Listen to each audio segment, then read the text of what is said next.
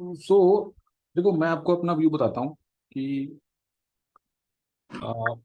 Let's say when I start any mock और any test for that matter, 40 minutes का कोई भी test होता है, तो आपको as I been saying again and again and again say कि you get some you know room to breathe, in the sense that you will come across some questions which will be a little easier than the others. Plus you will come across some uh, बीच में आपको dense भी चीज मिलेगी। फिर ठीक है, एक थोड़ा डेंस हो गया, फिर थोड़ा सा लाइट हो गया, ऐसे ही चलेगा। ये एक रियल वो होता है। जैसे पिछले में भी हुआ था और इसमें भी हुआ कि इसमें ओके पैसेज का जो, अगर आप देखेंगे कि जैसे एक फोर्थ पैसेज था जिसमें वो टेक ओवर के ऊपर था, तो वो पैसेज समझने में कोई ऐसा मुश्किल नहीं था। लेकिन यहाँ पे प्रॉब्लम यहाँ इस वाले में ये हो गई है कि passages, though if at all they were not difficult, then the questions they made such that multiple answers were possible. Okay, I'll show you in at least one question each passage, at least one first passage तो मैंने किया ही नहीं, वो तो बहुत ही absurd था। उसको छोड़ के जितने भी पैसेज थे, तीनों पैसेज में आपको गड़बड़ी दिखेगी। ठीक है, because I thought very hard and it took me a while. इतना टाइम मैं नहीं लगाता हूँ जनरली जितना टाइम मैंने इसके क्वेश्चंस को इवेलुएट करने में लगाया, and that is why I could do only 3 generally. पिछली बार में भी मैंने 3 किए थे, सर कौन सी आरसी की? जो छोड़ दी थी फर्स्ट। फर्स्ट तो बिल्कुल ही अब्सर्ड थी, है ना। चलो, तो अब let me just first tell you. अब इसका एक जो हाईलाइट है, देखो इस पर्टिकुलर जो मॉक की एक हाईलाइट है मेरे हिसाब से, एंड दैट शोज कि ये लोग they have really gone bonkers, and whoever has made this has lost his mind and his English reading skills at all. मतलब I don't know how this even came out of their whatever offices. मैं आपको एक चीज बताता हूँ, इसको पढ़ के आप मुझे बताइएगा इस सेंटेंस का क्या मतलब हुआ। यहाँ से हम यहाँ तक पढ़ेंगे, ठीक है। Research identifies a मियर deadline effect showing that longer versus shorter deadlines once imposed lead consumers to infer that. What is this lead here? Longer versus shorter deadlines, इसको हटा दो यहीं से। Lead consumers to infer, what is the part of speech of this? ये क्या है? Verb. It is a verb. Verb. Agreed? Yes, it sir. Is a Yes, sir. Verb. Yes sir. And now let us look at these three ridiculous options. Longer deadlines could be counterproductive by inducing consumers. Lead consumers, lead consumers, मतलब इससे बड़ी absurdity क्या हो सकती है? No, I don't know. I'll put this on YouTube and let whoever has made this listen to this. But this is stupidity of the highest order. ये lead is a verb here. यहाँ पे उसको lead consumer में lead को adjective बना दिया उसने। अब आप देखो 3 ऑप्शन में इसने ये दे दिया, ठीक है ना। ऑब्वियसली अगर कोई आदमी, समझदार आदमी इसको करेगा, तो उसके पास में सिर्फ एक ही ऑप्शन बच जाता है और वो है D. D. But D cannot be marked because this thing is saying that it may produce. Okay, it may produce. It's not as if it is 100% certain that having a longer deadline can produce, or it produces unintended detrimental consequences, right? And here also it's written that it might be did, yet often underestimated the under difficulty will sometimes sabotage. और इसमें यहाँ पे इसने दे दिया कि it sabotages goal pursued because of unintended difficulties. तो that's why I left this question. Okay, I spent 2 minute 2.5 minute में इस पे लगाया, मुझे तो समझ नहीं आया कि ये मतलब क्या कर रहा है। Okay, so this is the first thing that I mean, can you do you appreciate what I am saying? Do you understand? Do you agree? Yes, Yes. sir. Yes Yes, sir, sir. मेरे भी मेरे भी 4 minute लग गए थे। काफी time waste हुआ था इसमें। मतलब लीड कंज्यूमर्स, यार कम ऑन, मतलब ये तो कोई ये मॉक बनाने वाला जो है, और उसने उस आंसर को जस्टिफाई भी कर दिया वहां पे। मतलब just just look at it, same thing has happened. मैं आपको अभी पीछे मैंने आपको एक पैसेज दिया था, सीएल का था, वो सीएल की मॉक में से था, टाइम परसेप्शन के ऊपर, राइट। टाइम परसेप्शन के ऊपर एक अभी आपको मैं दिया था कि अगर आप किसी गोल यस को सर, परस्यू कर 20। रहे हो तो हाँ, यस सर। परस्यू कर रहे हो तो आपको 40 मिनट हो जाएंगे मॉक करते हुए, तो अरे अभी तो 20 ही मिनट हुए यार, 40 कैसे हो गए? उसमें भी उसका एक ऑप्शन उसने गलत दिया था, उसको मैंने आपको लोगों को ठीक करके दिया है, and he is merrily justifying it in the video. Okay, तो इस तरह का मतलब आपको मैं ये इसलिए बता रहा हूँ कि मॉक को हम लोग कई बार भगवान समझ के और अपना दुखी और सुखी होने का वो बना लेते हैं पैरामीटर, वो बिल्कुल गलत है। क्योंकि ये लोग भी मतलब ये कम मूर्ख नहीं है, ठीक है। तो this was the prime example, मतलब इससे बड़ा कुछ हो ही नहीं सकता। कि यहाँ पे लिख रहा है कि longer versus shorter deadline lead consumers to infer, और ये इसको लीड कंज्यूमर को इसने वर्ब एडजेक्टिव बना दिया। ठीक है, तो I hope you get this, ये किस तरीके की मॉक थी। अब इसमें आगे चलते हैं। अब मैं आपको बताता हूँ, इसमें देखिए इन्होंने सर जो उसका आंसर क्या था? कुछ कुछ भी हो, कोई फर्क नहीं पड़ता है ना। उसका आंसर गलत ही बताया हुआ उसने, इसका आंसर उसने गलत ही बताया हुआ है, इसने बी बताया। यस ठीक है, सर, बी बताया। बी बताया हुआ है, तो मेरे हिसाब से तो ये गलत है। ठीक बी है, में मैंने भी तो नहीं हटा दिया था। नहीं, आप ए क्यों नहीं हो सकता भाई? Could be counter producing by inducing lead customer to lead, पहली बात तो लीड कंज्यूमर सभी में गलत है ये। और चलो अगर रखा भी उसको हमने, तो फर्स्ट क्यों नहीं हो सकता, बल्कि फर्स्ट तो करेक्ट है, ये कुड बी काउंटर इंट्यूटिव। यहाँ पे तो आर डेट्रीमेंटल लिख दिया, और यहाँ पे लिख दिया कि make goal pursuit more difficult. Okay, so these are all absurd options, तो का कोई मतलब ही नहीं है। Yes Vanshika. Yes sir. Sir lead के अलावा भी जैसे ना बाकी सब में वो मतलब प्रॉपर बता रहा है कि वो खराब है, बेकार है, फर्स्ट में तो स्टिल पॉसिबिलिटी दे रहा है, तो इसीलिए मैंने फर्स्ट मार्क किया। आपने पर ठीक उसमें किया, बी दे रखा है। करेक्ट, इसमें बी दे रखा है, तो I don't agree with this B answer. ठीक है, मतलब आई थॉट जब मैंने लीड कंज्यूमर्स पढ़ा कि मतलब मेरे पढ़ने में कुछ गलती है या कुछ कॉमा की गलती है, तो हाँ नहीं आई नहीं, थॉट। कई बार, हाँ कई बार ऐसा हो जाता है कि आप जल्दी जल्दी में आपको लगता है कि ठीक है यार, यही अब ये इतने सो कॉल्ड टाइम है तो सही होगा ये, maybe I yes am sir. Mistaken. तो देखो ये भी, ये तो मैं आपकी आंखें खोल रहा हूँ, ठीक है। Otherwise how many of you have had really notice this? मतलब देखो किसी किसी को स्ट्राइक हुआ होगा, I am sure that some of you, it may have struck some of you कि यार ये क्या मजाक है, लेकिन देन वी से कि यार हो सकता है हमें ही समझ नहीं आया, है ना। तो ये है एंड इसमें, सर ऑप्शन रिलेट भी नहीं कर पा रहा था पैराग्राफ से। कुछ नहीं है यार, बकवास है ये, बिल्कुल सर बकवास ऑप्शन क्वेश्चन। कहीं अलग का लग रहा था और पैराग्राफ कहीं अलग का लग रहा था। बिल्कुल ठीक है, तो चलो इसको अभी हम बाद में देखते हैं, आगे बाकी की चीजें। अब मैं आपको बताता हूँ कि इसमें देखिए आप रिजल्ट जो है, देखो कट ऑफ मार्क्स 12, ठीक है, जो हम देख रहे हैं कि अभी तक जनरली 17-18 होता था, पिछले में भी है 13 था, पिछले में 13 था शायद, इस यस बार सर। और कम हो गया। अच्छा, हाईएस्ट पिछली बार 56 था, है ना, वो हाईएस्ट में उसमें जो कुछ नहीं होता, यहाँ पे 41 आ गया है। ठीक है, तो you can very well imagine कि 30 जो 99 परसेंटाइल है वो इनका इस बार 27 मार्क्स के ऊपर है, right. 99 percentile is around here, 27-28 के बीच में 99 परसेंटाइल है, जबकि पिछली बार तो शायद 30 के ऊपर था, कुछ 30 पे था, और उसके पहले तो 36-37 पे हुआ करता। तो दैट इटसेल्फ टेल्स यू कि इसका लेवल क्या है आपका, है ना। तो 99 परसेंटाइल ये है, then after that okay, now I how I fared, so I as I said I left. मैं आपको दो क्वेश्चन बताऊंगा कि जो 20, मतलब मैंने 3 आरसी करी, उसमें से भी एक में से एक क्वेश्चन छोड़ दिया मैंने, क्योंकि वो भी इसी तरह का था, that was also little absurd like this, उसके options, on this one I left. ठीक है, तो I could do 18 and these 3 that I got wrong, इसके लिए भी मेरे पास में, मतलब I don't agree to what he says, तो वी विल डिस्कस।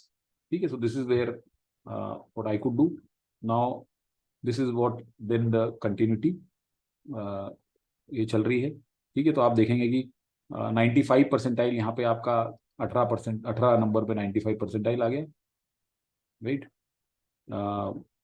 यहाँ पे कहीं आपका 98 था, and then so on and so forth, ultimately आपका जाके 12 के ऊपर वो कट ऑफ आ गया। ठीक है, 85 परसेंटाइल आपका यहाँ पे आ गया।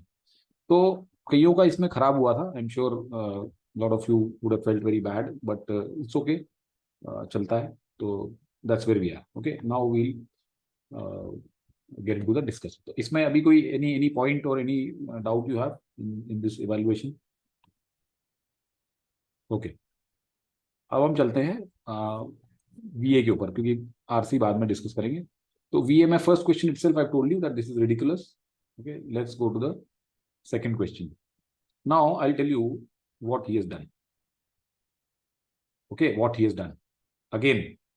So when I was reading this, he says, when you had an anamkara, your friendship cuts across. Does this sentence make sense grammatically in terms of tense? When you had anamkara, your friendship cut across या cuts across? बताइए। When you have something, then your friendship cuts across. But when you had something, then your friendship cut across, ना? Isn't it? Yes sir. Yes sir. अच्छा, मैं इसके original पे चला गया था बात। I today I looked at the original source of this particular paragraph, and I found that absolutely वहां पे कट ही लिखा हुआ है, कट्स नहीं लिखा हुआ है वहां पे। तो how can such things happen यार, मतलब इसके कारण पूरा मतलब चेंज हो जाता है। मैं इसको यहाँ पे, ठीक है, आई बिकॉज आई वाज स्ट्रगलिंग कि ये सेकंड में आएगा कि ये फोर्थ में आएगा। ठीक है, क्योंकि अगर इसमें आप अगर यहाँ पे हैव लगा दोगे, ठीक है, and you say when you have an anamcara your friendship cuts across, there is no cage, so you have a simple present tense here, there is a simple present tense here, soul is a divine light. So we feel, मतलब I felt कि अगर इसमें ये cuts है तो ये Celtic understanding did not, ठीक है, दिस वाज, ये पास्ट टेंस में चल रहा है, you could share, you were joined in, so this whole thing was in past tense and from here it converts to simple present tense. So obviously अगर cuts करके होगा तो वो यहाँ पे आएगा, but यहाँ पे तो had है, तो क्या करें? तो obviously then after hard thinking I put it in two only. Two is the right answer because मुझे लग रहा था कि कुछ ना कुछ इसने गड़बड़ की है यहाँ पे. तो when you had a नाम करा, your friendship cut across all conventions, you were joined, तो ये then past tense in an ancient and eternal way with the friend of your soul. क्योंकि ये फोर्थ में इतना सेंस भी नहीं बना रहा था, लेकिन मैं तो सिर्फ उसको फिट करने की कोशिश कर रहा था because of the tense. So ultimately the correct answer was two only, and the you know absurdity of this is, इसने ये कट्स लिख दिया. तो आप देखो कि अब दो क्वेश्चन में इसने इस तरह की हरकत करी है लगातार, दो क्वेश्चन में. तो ऑब्वियसली जो इसको ढंग से, मतलब see when I read this or when I do go through this, and obviously I don't expect these things ना, तो ये आपको डिरेल कर देते हैं, आपको मतलब you somehow start feeling कि यार ये क्या बकवास लगा रखी है इसमें, है ना. तो ये I hope it's clear. ये मैं आपको, मैंने कहीं पे I'll send it to you, जो ओरिजिनल पैसेज है उसका, उसमें कट है वो. हाँ बोलिए शुभम. सर पर अगर इसको थर्ड और फोर्थ पे लगाएंगे, अगर सपोज ग्रामेटिकली भी सही होता, तो अगर थर्ड और फोर्थ पे भी तो ये सेंस नहीं बनाता ना. नहीं नहीं, ग्रामेटिक मतलब अगर कट्स हो जाता तो यहाँ पे सपोज हैव होता. हाँ वही, अगर हैव होता अगर तो अभी एक थ्री और मिनट, फोर्थ पे नहीं अगर बनाता ना. अगर ये हैव होता तो फिर सेकंड पे कैसे आता हो? सर ठीक है. पर अगर आप फ्लो देखोगे तो फिर नहीं उसके अरे बाद यार एक बात बताओ मेरे को, आप यहाँ पे बोल रहे हो the friendship was an act of recognition belonging, ठीक है. व्हेन यू हैव एन नाम करा your friendship cuts across all conventions, fine, then you were joined, क्या मतलब यार? आप दो पास्ट टेंस के सेंटेंस के बीच में एक प्रेजेंट टेंस का सेंटेंस कैसे फिट कर सकते हो यार? Doesn't make any sense at all. हाँ अगर यहाँ पे होता यू आर जॉइंड इन, चलो भाई, अब ये आदमी यहाँ से पास्ट टेंस खत्म करके प्रेजेंट टेंस पे आ गया, देन इट इज अंडरस्टैंडेबल. और फिर से उसके बाद में ये पास्ट टेंस पे चला गया, डिड नॉट सेट लिमिटेशंस. तो यार ऐसा ऐसा नहीं होता है कि आपने एक सेंटेंस पास्ट में बोल दिया, फिर प्रेजेंट में बोल दिया, फिर पास्ट में चले गए, ऐसा थोड़ी है, राइट. तो इसलिए इसमें आपको ये देखना पड़ेगा कि ये फोर्थ में क्योंकि नहीं आ रहा है, तो इसका मतलब ये है कि इसने यहाँ पे कहीं कुछ गड़बड़ की और ये फिर सेकंड में ही आएगा. ओके, तो अगर ये हैव होता यहाँ पे और कट्स होता ना, तो ये आपका सेकंड में नहीं आ सकता था. मतलब ठीक है, मतलब ग्रामेटिकली तो आ ही नहीं सकता. सेंस के वाइज आप बोल रहे हो जो ठीक बोल रहे हो, आई अंडरस्टैंड. हाँ बट जी सर, वही ना, हमको मतलब मेरे को यही पूछना था कि अगर जैसे सपोज हो जाए कि अगर हमारे को नहीं डिसाइड ऐसा नहीं करना होगा, है कि नहीं नहीं, ऐसा देखो, गलत चीजें नहीं सीखनी है. ओके, गलत ओके चीजें नहीं सीखनी है. Got it sir. Okay, nobody can justify this, तो इसलिए गलत चीजें मत सीखो. हाँ जी सर, Right. गॉट. चलिए. ओके, अगेन जंबल्स वर ट्रिकियर, लेकिन इलॉजिकल नहीं थे. डिफिकल्ट थे, एग्री, लेकिन इलॉजिकल नहीं थे फॉर्चुनेटली दिस टाइम. तो अगर हम ये वाला देखेंगे, द वर्क ऑफ, अब देखो इसमें दिस अडेप्टेशन, तो obviously it can not start, right. As in ये स्टार्ट कर सकते हैं, और ये भी स्टार्ट कर सकते हैं. तो 2 से भी स्टार्ट कर सकते हैं और 3 से भी स्टार्ट कर सकते हैं. Example of such creative indigenization, so obviously you cannot start with this. So now such creative indigenization, so where do we find a reference? So let me try to create some mandatory pairs. So कहाँ पे indigenization लिखा हुआ है? Second में, second. right? Adapt and indigenize certain aspects of the language. That means 2 and 4 are a mandatory pair, right? Now I have to fit in rest of these 2. तो अब मेरे पास में क्या क्या ऑप्शन हो सकते हैं.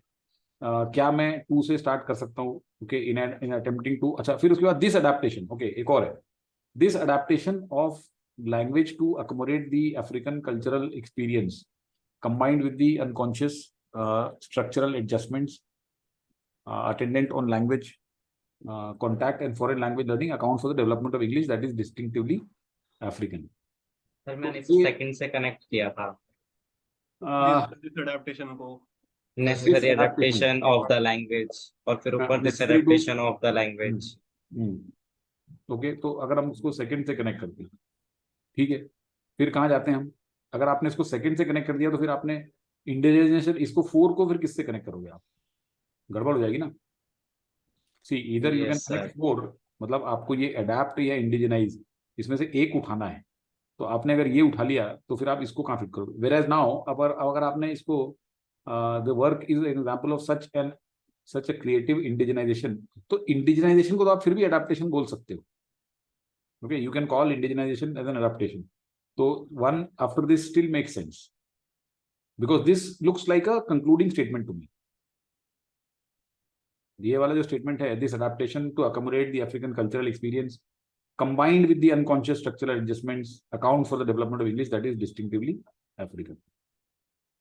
तो अब बचा 3, तो 3 कहाँ आएगा? As in other formal colonial societies creative writing has contributed to, तो ये ओपनिंग स्टेटमेंट जैसा लग रहा है, recognition of FE as a distinct variety और अ ग्रुप ऑफ वैरायटी, क्योंकि ये एज इन फॉर्मल, तो आपने एक ब्रॉडर पर्सपेक्टिव दिया, you try to give a broader this thing sense to it that जो फॉर्मर कॉलोनियल सोसाइटीज में जैसा हुआ है वैसा ही अफ्रीकन इंग्लिश को भी हुआ है, राइट? तो इसलिए this becomes the opening statement.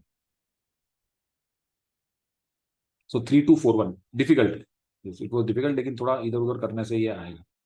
इसमें कुछ ऐसा भी बना सकते हैं लोग, 2413 एंड में क्यों नहीं आ सकता? ऐसा क्वेश्चन भी आ सकता है, isn't it?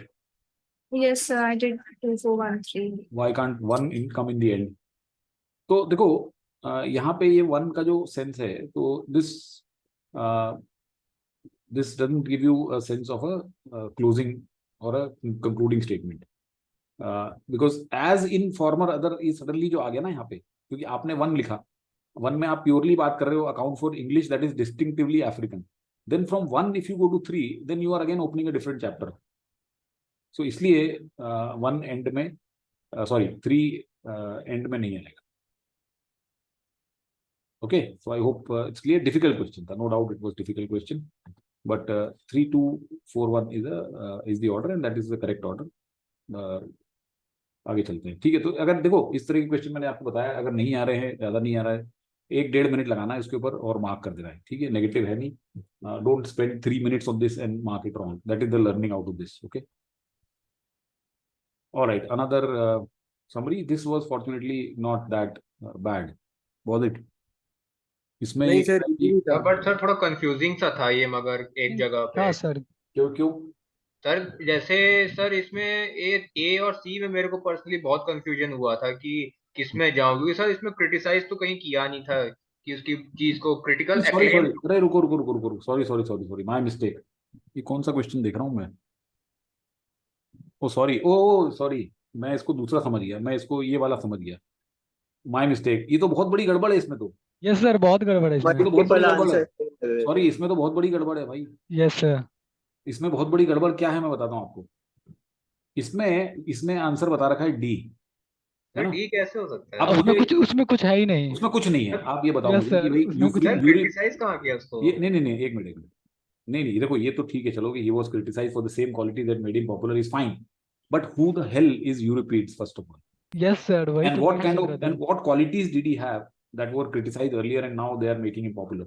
ये तो बिल्कुल गलत है यार, मतलब this is the absolutely wrong answer. एक समरी हम जब सिखाते हैं तो उसमें यही बताते हैं ना कि समरी के अंदर जो बेसिक चीजें हैं कि भाई यूरिपिड्स कौन था और उसकी क्या क्वालिटीज थी वो तो बताओगे, otherwise how will somebody who has not read this get the sense कि ये यूरिपिड्स कौन है भाई? क्या ये पेंटर है? क्या ये आर्टिस्ट है? क्या ये क्रिकेटर है? कि कौन सी क्वालिटीज उसकी थी जो उसको उसके टाइम पे क्रिटिसाइज की गई थी और आज उसको पॉपुलर बना दिया? ये तो मतलब सेंस ही नहीं है यार। ये जो मॉक है, मतलब I tell you I have never seen a more ridiculous mock than this. आप यहाँ पे बोलने की कोशिश कर रहे हो कि ये जो यूरिपिड था इसके since he was relying more on poetic poetry and rhetoric rather than these two things, that's why he was not compared favorably to these two guys. That means इसको इनके आगे इनको हल्का माना जाता था, ठीक है? However, same qualities जो है वो अब उसको पॉपुलर, जो करंट जो लोग हैं उसमें वो उसको पॉपुलर बना दिया, because his themes and language appear more accessible. Even so, he received less critical acclaim than his rivals, supposedly to his chagrin. ये तो कहीं पे भी कैप्चर नहीं किया है कि उसके बावजूद उसको इतना क्रिटिकल एक्लेम नहीं मिला, तो जिसके कारण वो थोड़ा सा डिसअपॉइंटेड था। chagrin मीन्स उसका डिसअपॉइंटमेंट। तो तो अब आप मुझे बताओ कि कौन से वाले ऑप्शन में, ये किसी भी ऑप्शन में नहीं है। Despite being unpopular with critics for the lack of intensity were popular, ये तो ठीक है चलो कि ये भी ठीक है भाई, for the lack of dramatic intensity, लेकिन ये भी आधा ही कैप्चर कर रहा है। और criticize for his rhetoric and lack of drama but slowly gain popularity, slowly gain popularity तो नहीं है। Underrated during his time but his style of rhetoric eventually got its view from modern audiences, ये भी ठीक है, इसमें क्या दिक्कत है। स्टाइल ऑफ रिटोरिक, एटलीस्ट इसमें स्टाइल तो बताइए कि क्या करता है वो। यस तो सर, मेरे को भी ये ए एंड तो सी में कंफ्यूजन थी। मतलब मेरे हिसाब से तो सी इसमें करेक्ट आंसर था, मैंने इसमें सी मार्क किया था, मैंने भी सी मार्क किया था सर। है ना। I mark same see see this. पे गया था मैं भी सर, क्योंकि अंडररेटेड ज्यादा सही था कंपैरेटिवली उसमें, कि देखो मतलब ए स्टाइल और ए भी जो है, ए भी कोई बहुत गलत नहीं था, ये ठीक है। सब ए भी बहुत सही है, सेम ही कुछ इतना गलत नहीं है। ए भी कोई ए बहुत भी गलत सही है वैसे, सी भी सही है, दोनों ही सही थे एक तरह हाँ से अगर हाँ, देखा ए जाए भी तो। सही है और सी भी सही है। तो मेरे को लगा कि सर आधा इसने ए में दिया है और आधा इसने सी में दिया है। हम्म। तो मतलब ठीक है, तो this was another example of stupidity. तो आगे चलते हैं। ये ठीक था, ठीक है, ये ठीक था, मैं इसको समझ गया गलती, ये यस वाला सर, ठीक ये था। करेक्ट, यही तो ओनली करेक्ट हुआ था। हाँ ये ठीक है, क्योंकि इसमें ये कह रहा है कि जो ये सोशल कंस्ट्रक्टिविज्म है, इसमें ह्यूमन बीइंग्स का जो एक रोल है वो इसमें बताया गया है। पहले जो रियलिज्म और लिबरलिज्म में होता है, तो उसमें ह्यूमन एजेंसी का इतना रोल नहीं बताया गया, ठीक है। और लेकिन ये जो इसकी ये है अंडरपिनिंग्स इसकी, या इसके रूट्स जो है, ये काफी ओल्ड है, and they are in they relate to a series of social scientific and all these works, right. तो ये इसको सी में इसने कैप्चर कर लिया है कि it is evolve out of events and theoretical works that show human agency has a की रोल इन वर्ल्ड पॉलिटिक्स। तो आई थिंक इसमें इसमें फिर भी ठीक है ये, क्योंकि बाकियों में यस नहीं है, ये कैप्चर नहीं किया हुआ है कि ये कैसे इवॉल्व हुआ है ना। तो सी इसमें ठीक था। सर इसमें डी क्यों रॉन्ग हुआ था?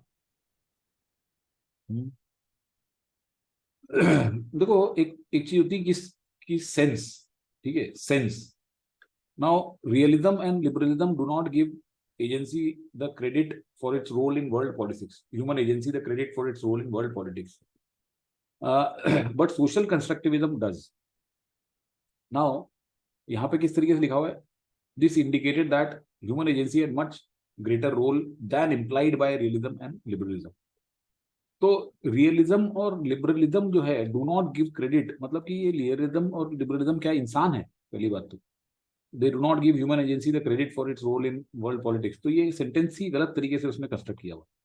दूसरा, उसमें ये नहीं बताया हुआ है इसमें, चलो आपने अगर for a while you consider this as okay also, but इसमें ये पॉइंट नहीं है ना कि कैसे निकल के आया, सोशल कंस्ट्रक्टिविज्म है क्या, और ये किस तरीके से what is the basis of social constructivism, why does it say that human agency has a key role in world politics, वो नहीं बताया हुआ इसमें, वो यहाँ पे बताया हुआ है, ठीक है, कि this approach arose out of a set of events and also the roots of this approach are much older।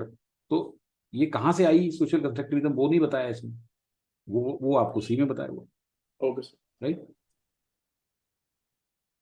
why not A? Social constructivism has gained popularity because of the basis that people shape those। देखो popularity वाली बात नहीं है, ठीक है, popularity is a very very broad and vague term.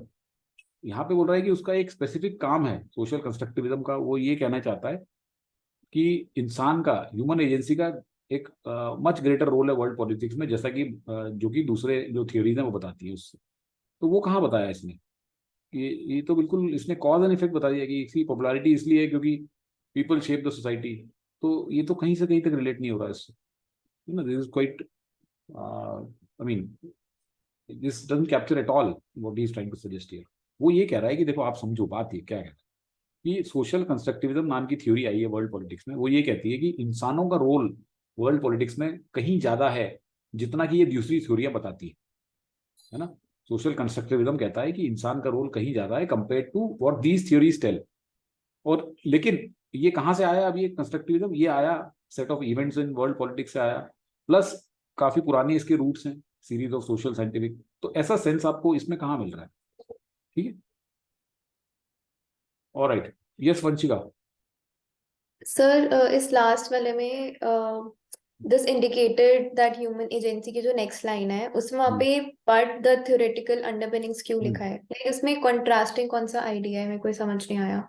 वो same ही idea तो नहीं सेम नहीं है, नहीं वो ये नहीं कह रहा है, वो ये कह रहा है कि ये जो करंट इवेंट्स हुई है, ठीक है, तो these events have indicated that human agency have a much bigger role, but ये कोई नई बात नहीं है, वो बताने की कोशिश कर रहा है कि बट ये नई बात नहीं है, आपने तो आज ये जो इवेंट्स हुई है इसमें देखा है, लेकिन इसकी जो थियोरिटिकल ये है ये तो काफी पुरानी है, तो बट ही आएगा ना कि आप ओके सर, इसको आज ही की इवेंट से मत रिलेट करो, है ना? Yes sir, okay. Okay, alright, again this was a little more little challenging, पर इसमें कोई ऐसी इनकंसिस्टेंसी नहीं है. As EIC was to make the colony still more independent of the mother country. तो but in EIC code of directors dismissed the consequent proposal to manufacture drums and sweeps in India. The EIC likewise rejected. तो one में नहीं आ सकता ये, क्योंकि यहाँ पे आपने डिसमिस करा है कुछ और लाइकवाइज रिजेक्ट भी करा है, तो we can not bring this sentence in between here. Okay, then we go to the next one. Likewise rejected the proposal to develop lead, iron, copper, tin mining on the ground that it would cost EIC profit and control. तो अब it also risked supporting. तो what is it? What is it here? If suppose I don't bring in this Industrial sentence. development. Industrial development. हाँ, मतलब अगर suppose करो मैं ये नहीं लेके आता हूँ यहाँ पे, I don't bring this sentence here, then what is this it suppose to signify? I am saying the EIC likewise rejected a proposal to develop lead, iron and blah blah blah so that it would cost the EIC profit and control. So it also risked supporting the supply. तो ये it जो है ना, यहाँ पे किसी भी चीज से सपोर्ट नहीं हो रहा है. That means you have to bring in this particular statement here. Any steps towards industrial development was to make the colony still more independent of the mother country. And it also urged. So ये जो situation है, it also risked supporting the supply to the neighboring power of this, teaching them the new means of independence. तो आप एक तरफ तो आप colony को स्टिल मोर इंडिपेंडेंट बना रहे हो और दूसरी तरफ आप भड़का भी रहे हो नेबरिंग पावर्स को. तो ये वहां से भी रिलेटेड है कि आपने कॉलोनी को इंडिपेंडेंटली बना दिया और फिर उसके ये भी रिस्क कर दिया है कि आपने ये पड़ोसियों को भी भड़काएगी, उनको भी सिखाएगी न्यू मीन्स ऑफ इंडिपेंडेंस. तो इसलिए ये सेकंड में फिट हो जाएगा और that's where it would fit and we mark second. Okay, does it make sense? Yes, sir. Sir मैंने तो इट को EIC से रिलेट कर लिया था. EIC कैसे रिस्क सपोर्टिंग द, EIC थोड़ी सपोर्ट कर रिस्क हो रहा है यार. ये EIC रिजेक्ट कर रहा है कोई प्रपोजल को या EIC प्रमोट कर रहा है इस चीज को, वो चीज रिस्क करेगी ना, और वो सिचुएशन रिस्क करेगी. तो आपने फिर कहाँ लगाया इसको, ये बताओ? सर मैंने तो थर्ड पे लगाया. Any steps was to make the colony still more independent. In short, proposal that might were very impolitic. देखो ये थर्ड वाला अगर आपने लगा दिया तो ये इससे कहाँ लिंक कर रहा है ना, इससे नहीं कर रहा है ये. हाँ जी, हाँ जी. है ना, सर इससे ये नहीं. also निकल सकता है ना ये क्वेश्चन? क्या चीज, क्या बोल रहे हो? इट के बाद जो also है उससे भी क्वेश्चन हाँ. निकल सकता हाँ, निकल सकता है, मतलब आपको सेंस दे रहा है वो ये देखो मैंने आपको ये बताया ना कि it was to still colony make the colony still more independent. It also risk supporting the supply to neighbouring powers and teaching them new means of independence. मतलब आप खुद तो इंडिपेंडेंट हो ही जाओगे, मतलब आप जो है अगर आपको ये सब अपने करने दिया तो आप अपने आप को तो इंडिपेंडेंट बना ही लोगे, और आप साथ साथ जो पड़ोसी देश हैं आप उनको भी सिखाओगे इंडिपेंडेंस. तो ये इससे भी लिंक्ड है ना ये, ठीक है? ऑलराइट, ये भी डिफिकल्ट, बहुत ही डिफिकल्ट है. It took a lot of time, क्योंकि इसमें देखो, इसमें आपको ये सेंटेंस दिया हुआ है पास्ट टेंस में, ठीक है? ये एक पास्ट की बात बता रहा है, तो ये सेंटेंस, इसमें टेंस का गेम है. ये पास्ट है, ये पास्ट है, और ये एक सिंपल प्रेजेंट टेंस है, सिंपल प्रेजेंट, और ये भी एक सिंपल प्रेजेंट. तो अब अगर आप सपोज करो कि इनको ऐसा करते हो कि इसको पहले लगाते हो, फिर इस पे जाते हो, फिर इस पे जाते हो, इस पे जाते हो, तो आप टेंस की खिचड़ी बना रहे हो. तो पास्ट को साथ में रखो और प्रेजेंट को साथ में रखो. तो यहाँ पे what we are saying is for. This for doesn't mean the preposition for. This for means because society is organized into class structures, aggregates of individuals who stand in some common relationship to the existing form of production. So this is a reason behind something, and that something is given in 3. The process of social change was not merely a matter of new inventions pressing on old institutions, it was a matter of new classes displacing old ones. तो ये यहाँ पे बता रहा है कि जो social change है, सोशल चेंज मतलब यही नहीं था कि आप नए इन्वेंशंस लाके ओल्ड इंस्टीट्यूशन के ऊपर लगा दो. Okay, that means new inventions are let's say overbearing on old institution, but it was a matter of new classes displacing old ones. Why is that so? Because society is organized into class structures, aggregates of individuals who stand in some common relationship to the existing form of production. अब इसके बाद में कहाँ पे जाएंगे हम?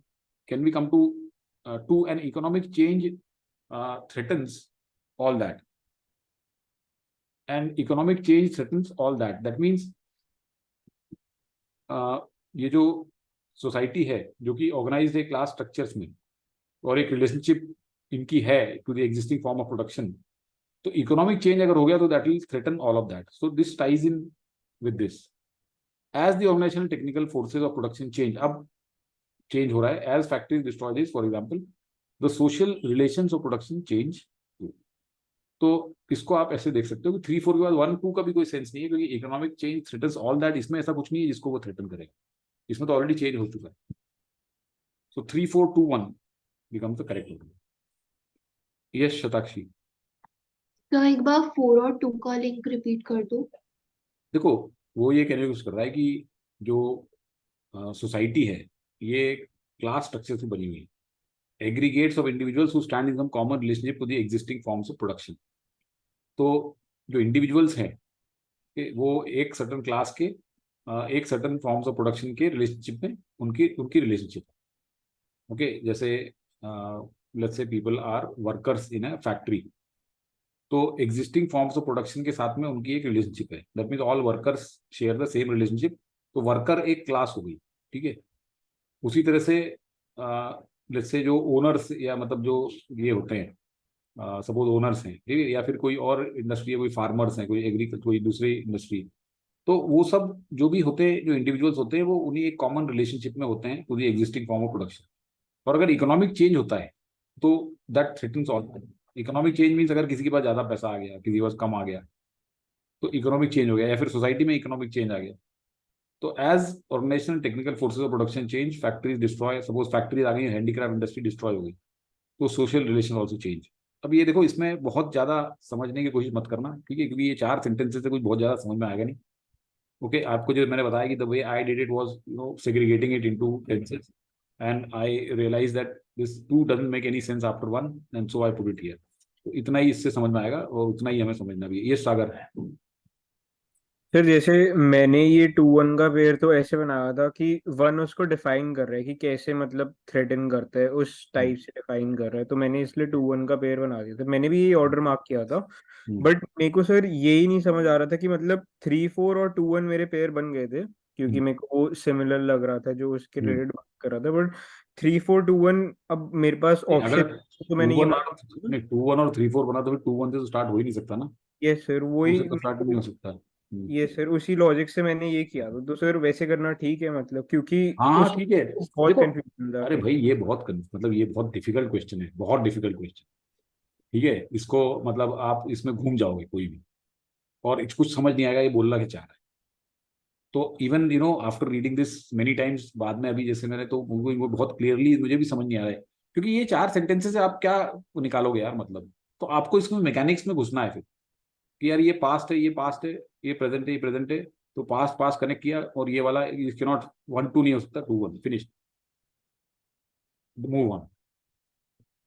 Okay, ये अच्छा क्वेश्चन था. It was a very interesting and challenging question, लेकिन ये सही है क्वेश्चन, इसमें कोई इलॉजिकल कुछ भी चीज नहीं है, ठीक है. इसमें ये बता रहे हैं कि देखो सिडनी ब्रेमर दिया हुआ है, ये ब्रेमर दिया हुआ है, और 4th से स्टार्ट कर देंगे कि he began to hunt for an organism that could help evolve the puzzle of cell fate determination.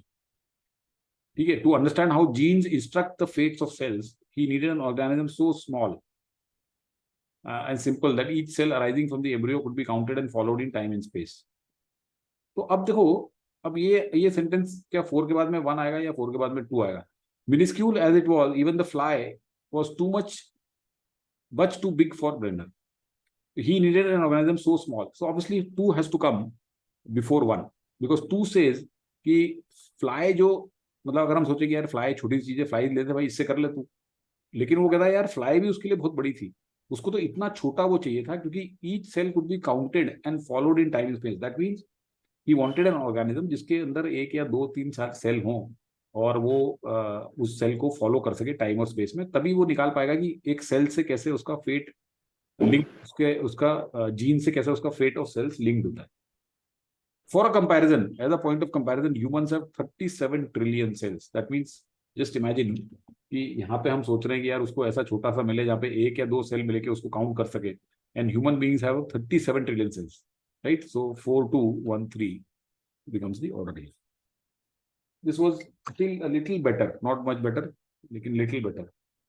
अब मेरे को कंफ्यूजन हुई थी, पहले मैंने 4 1 2 3 कर दिया था, बाद में थोड़ा ध्यान से समझा तब जाके ये 2 और 1 होगा, कि वो कंफ्यूजन मेरे को हुई थी इसमें पहले. ठीक है, yes Nandini. Sir, I was a little confused between 1 and 2 वाला ही, because I thought कि 2 में minuscule की बात हुई है. minuscule मतलब छोटा, और वो छोटा का मतलब पहले एक बैकग्राउंड देना चाहिए कि उसको छोटा चाहिए क्यों, ठीक है, कि वो minuscule organism को क्यों ले रहा है. तो I thought कि 1 should come before 2, and that's why I marked 4 1 2 3. अच्छा ठीक है, चलो agreed. You thought fine कि Sidney Brenner began to hunt to understand how genes instruct. Brenner also इसमें noun pronoun का भी लिंक दिख रहा था 4-1 में. क्या दिख रहा था? नाम noun pronoun. नाउन प्रोनाउन का नहीं, नाउन पूरा नाम और आधा नाम. वही. नहीं, पर पूरा नाम और आधे नाम को जरूरी नहीं कि एक साथ आएगा, ठीक है. ये नाउन प्रोनाउन नहीं है. अगर ही होता ना यहाँ पे, suppose instead of that he लिखा होता, तो आप कह सकते हो कि डंके की चोट पे कि ये 4-1 ही होगा. सर एक सेल्फ फेट डिटर्मिनेशन से भी थोड़ा एक लग रहा था कि 1 होना चाहिए, जीन्स इंस्ट्रक्शन. नहीं, मैं आपको बता रहा हूँ ना, जस्ट हैंग ऑन ना, I am telling you why it is not 4-1, why it is 4-2. Let's understand ना. तो 4-1 ठीक है, एग्रीड कि भाई आपने कहा कि ही बिगैन टू हंट, और आपने कहा कि to understand how genes instruct he needed an organism so simple that each cell arising could be counted and followed in time and space. Perfectly fine. And then you say कि minuscule as it was, this was much too big for Brenner. Fine. This is absolutely logical. But why then would fit 3? How could 3 then come here? As a point of comparison, humans have 37 trillion cells. तो इस वाले जो second sentence में है, तो cell की बात ही नहीं हुई है. बात हुई है क्या? तो this and this alone will defeat 4 1 2 3, because there is no mention. See, as a point of comparison, see you are अगर इसमें यहाँ पे फ्लाई के कुछ सेल्स की बात होती ना यहाँ पे, कि फ्लाई के अंदर इतने सेल्स हैं, तो आप कह सकते हो कि yes, as a point of comparison humans have 37 and this looks okay. But when you say humans have 37 trillion cells, then it has to connect with some cells, right? तो इसको तो ऐसे चाहिए जिसका एक एक सेल ये काउंट कर सके और फॉलो कर सके. तो 37 trillion cells just, see he is trying to bring a contrast, that उसको क्या चाहिए था, उसको जस्ट कंपेयर करके देखो कि यार ह्यूमंस में इतने सेल होते हैं, मतलब उसको तो इतनी छोटी सी चीज चाहिए. तो इवन फ्लाई से भी उसका कुछ नहीं होगा. मतलब हमने जो पहले डाल दिया ये सेंटेंस कि even a fly would not suffice for his he needed so small, and as a comparison just सोचो कि ह्यूमन में कितने होते हैं. तो इसलिए ये जो थर्ड सेंटेंस है that connects with 1, and that's why this was. But 2 3 don't have a link. तो 2 3 का तो लिंक नहीं है ना. हाँ, 2 3 का तो कोई लिंक नहीं है. That's what I am saying. 2 3 का कोई लिंक नहीं है. लिंक बेसिकली 2 1 और 3 का है, ठीक है. इसलिए यस शुभम. सर मैंने इसमें 4 1 3 2 लगाया था. ये 4 1 3 2 का तो कोई मतलब ही नहीं है, क्योंकि 2 का यहाँ पे क्या मतलब है. 4 1 3 तो चलो ठीक है, लेकिन 2 का फिर क्या मतलब है. सर उसमें फिर वो दिखा देना कि जैसे क्या? ह्यूमन है उसमें नहीं 37 ह्यूमन नहीं, तो ह्यूमन के बाद में फिर इसका क्या मतलब है यार. इसका ये सेंटेंस का कोई 3 और 2 का कोई कनेक्शन ही नहीं है. 3 और 2 का कोई कनेक्शन नहीं. ऐसे अब्रप्टली कुछ भी नहीं आएगा. See there has to be a flow ना.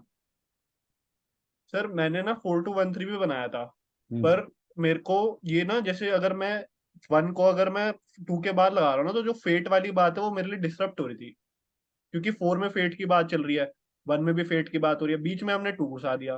तो क्या हो गया भाई. ये आपको कंपैरिजन बता रहा ना कि he began to hunt for an organism. भाई वो निकला, ठीक है, अपनी गड्डी लेके हंट करने के लिए ऑर्गेनिज्म को, पहुंचा पहले कहाँ पे, फ्लाई के दरवाजे पे। अरे यार ये तो बहुत बड़ी है। किसी ने पूछा भाई क्यों होगा, यार मुझे तो इतनी छोटी चाहिए जिसका एक एक सेल में काउंट कर सके, फॉलो कर सके। तो तुम्हें पता है, जस्ट कंपेयर करके देख लो, ह्यूमंस के अंदर 37 ट्रिलियन सेल्स है, मतलब मुझे तो बहुत ही छोटी सी चीज चाहिए। तो ये रीइटरेट कर रहा है ना ये, एज अ कंपेरिजन, राइट। हाँ जी, हाँ जी। 2 के अंदर ना तो सेल का नंबर दिया हुआ है, कुछ भी नहीं दिया हुआ है। तो आप began to hunt, when you begin to hunt then you obviously will go कि यार चलो यार फ्लाई को ले लेते हैं, ठीक है। जनरली फ्लाई वाई से ही होते हैं लोगों के एक्सपेरिमेंट, है ना। तो इस तरह से आप देख सकते हो उसको, क्योंकि कोई कनेक्शन नहीं है। देखो 3 का कनेक्शन 2 से कुछ नहीं है। सिमिलरली हाँ जी सर। सिमिलरली 4 टू 1 करने से फिर, सॉरी 4 1 2 करने से 2 का 3 से कुछ भी नहीं। Got it sir. चलो, all right, okay. Can we go over to the question that were correct and doable for VA? I'll go to the question that were doable. इसमें तो मैंने आपको बता दिया कि ये गड़बड़ थी, तो इसको मैं, सॉरी इसमें तो गड़बड़ ही थी, ठीक है। तो I will not count this, I will not count this also. This is difficult question. This is again absurd, this is absurd, मतलब इसका आंसर ही गलत दिया हुआ है, ठीक है। तो बचा क्या आपके पास में, ये एक क्वेश्चन था जो मॉडरेट था और आपको करना चाहिए था, ठीक है। This was, yes this also was moderate to difficult बोलूंगा इसको मैं, पर ये भी करने लायक थी, ठीक है। This was very difficult, no doubt about it, and this was okay, this was moderate to difficult and should be doable. So I think I would say that 3 you should have you should have attempted, I mean you should have kind of settled for 3 or maybe even 2 out of this 8, because this was not a easy। 3 में से 3 भी सही होना मुश्किल होता है, right. तो अगर आपके 2 भी हो गए तो ठीक है यार। देखो तो दुखी नहीं, मतलब मैं आपको ये समझाने की कोशिश कर रहा हूँ कि इसमें अगर आपके ये में कम आए हैं कुछ है तो, अब देखो तुक्के से, तुक्के मतलब कि अब किसी ने अगर सपोज करो कि ये 1 इसमें सही ये वाला मार्क कर दिया और आ गया, तो I am not taking away any credit, okay. आपने अगर किया है, कुछ सोच के किया है और वो सही है, तो I am not at all denying you the credit, okay fine, take it. But जिन्होंने नहीं किया, गलत किया है, उनके लिए थोड़ा सा मैं सांत्वना देने की कोशिश कर रहा हूँ कि ये बहुत ही अब्सर्ड टाइप का भी था, ठीक है। ऐसा कभी भी नहीं आता है कैट में, किसी भी स्लॉट में हम उठा के देख लें तो आज तक इस तरीके का नहीं आया है, ठीक है। तो अब हम चलते हैं पैसेजेस के ऊपर। तो ये देखते से ही फर्स्ट ऑफ ऑल, अगर आप पहला दूसरा, ये मैं इसके ओरिजिनल सोर्स पे गया था कि इसने एक एईओ और एसएस से उठा के लाया ये, और आप मानोगे नहीं, उसने एक पैराग्राफ शुरुआत से ले लिया, दूसरा पैराग्राफ कहीं बीच में 3-4 पैराग्राफ छोड़ के ले लिया, तीसरा और कहीं छोड़ के ले लिया। मतलब ऐसे कोई आर्टिकल, ऐसे कोई पैसेज बनाता है क्या कि जहां से मनाया वहां से आपने एक पैसेज उठा लिया, एक कुछ भी एक उठा लिया और एक पैसेज बना के दे दिया जिसका कोई ऊपर से नीचे कोई सेंस नहीं है, ठीक है। तो इसको मैंने कहा बाद में करेंगे। Prussian state became a foundation absolute dictatorship, ये तो कर सकते हैं, ठीक है। This is okay, this can be done. Germany वगैरह की बात हो रही है तो fine, this is okay, we can do. Individualism versus collectivism versus capitalism, socialism, natural world, humans aggressive, इसको करेंगे लेकिन थोड़ा बाद में करेंगे। And then corporate takeover, so fine, this is a sweet spot. So then I decided that I'll do 4 2 3 1. Okay, this was my order for this. क्योंकि देखो ये जो है टेक ओवर और ये सब चीजें, financial markets, these are concrete things, ये सब समझ में आती है हमको, है ना। तो इसको पहले उठा लो तो अच्छा है, लेकिन इसको पहले उठाने से के बाद एक और बहुत बड़ी गड़बड़ भी बताऊंगा आपको। तो अब इसमें ये क्या बताने की कोशिश कर रहा है, देखो कि there is a perception that financial markets are unfair, and one is the first and foremost topic that these populists believe that why the financial markets are unfair is because of insider trading. So they think that insider trading gives a huge amount of undue advantage to those people, and it's against the interest of common equity investors and all of that. So and takeovers को second मानते हैं the unfairness of financial markets का example. लेकिन the scholarly literature on corporate takeovers has made some major contributions. First contribution to recognize the managers of a firm are agents for shareholders who own the firm. तो अब author अपना perspective देने की कोशिश कर रहा है कि यार ये जो पॉपुलिस्ट लोग इस तरह की बातें करते हैं ये ठीक नहीं है। कॉर्पोरेट टेकओवर्स को जिस तरीके से प्रेजेंट किया जाता है ये सर बताएं आपको। पॉपुलिस्ट किसको बोल रहे हैं हम यहाँ पर? पॉपुलिस्ट लोग कौन होते हैं? देखो, जो कि पंडित पॉपुलिस्ट टाइप। मेजर्स मींस जो इस तरह के जो लोग होते हैं जो कि सिर्फ जैसे ज्यादातर जनता जो कहती है उसी उसी तरफ बह जाते हैं। मतलब एक पॉपुलिस्ट जो होता है वो क्या करता है, जैसे आप केजरीवाल को एक पॉपुलिस्ट चीफ मिनिस्टर बोलोगे, वो क्या करता है, पॉपुलिस्ट मेजर्स क्या है कि लोगों को फ्री में चीजें बांट दो। तो पॉपुलिस्ट मेजर्स ये होते हैं जो ज्यादा जनता को अपील करते हैं। ठीक है, जनता जो सोचती नहीं है आंख बंद करके ले लेती है। तो populist measures are those that basically are there to appease a major section of the society. वो अपनी अकल, आंख नाक कान बंद करके और जो आप बोलोगे वो मान लेगी। तो पॉपुलिस्ट लोग वो होते हैं जो इस तरह की चीजें फैलाते हैं। ठीक है, कि यार ये गलत है। जैसे अडानी अंबानी, ये सरकार तो सूट बूट की सरकार है, तो ये क्या है, पॉपुलिस्ट को अपील करते हैं। मतलब अब जनता क्या है, देखो मोस्टली जनता गरीब है। तो जनता जो है वो इस तरीके की, जो अमीर है, जो इंडस्ट्रियलिस्ट है, वो उनको एक शक की निगाहों से देखती है कि यार ये इनके पास इतना पैसा आया, इनका एम्पायर खड़ा हुआ, ये कहीं ना कहीं इन्होंने गड़बड़ करके ही हुआ है। एक आम आदमी अपनी मेहनत से और ईमानदारी से they can not reach such levels of wealth, and therefore the populist measures is to denounce all of their whatever their initiative, their enterprise, and attribute everything to some kind of a कि यार crony capitalism, या फिर कि यार ये तो सरकार जो है इन्हीं के फेवर में बोलती है। तो ये सब पॉपुलिस्ट चीजें हैं। तो एक पॉपुलिस्ट जो होता है वो ये सब चीजें भड़काता है, इस तरह की चीजें प्रोपोगेट करता है। Okay sir. तो पॉपुलिस्ट लोग ये कहते हैं कि भाई जो टेक ओवर है, ये शताक्षी।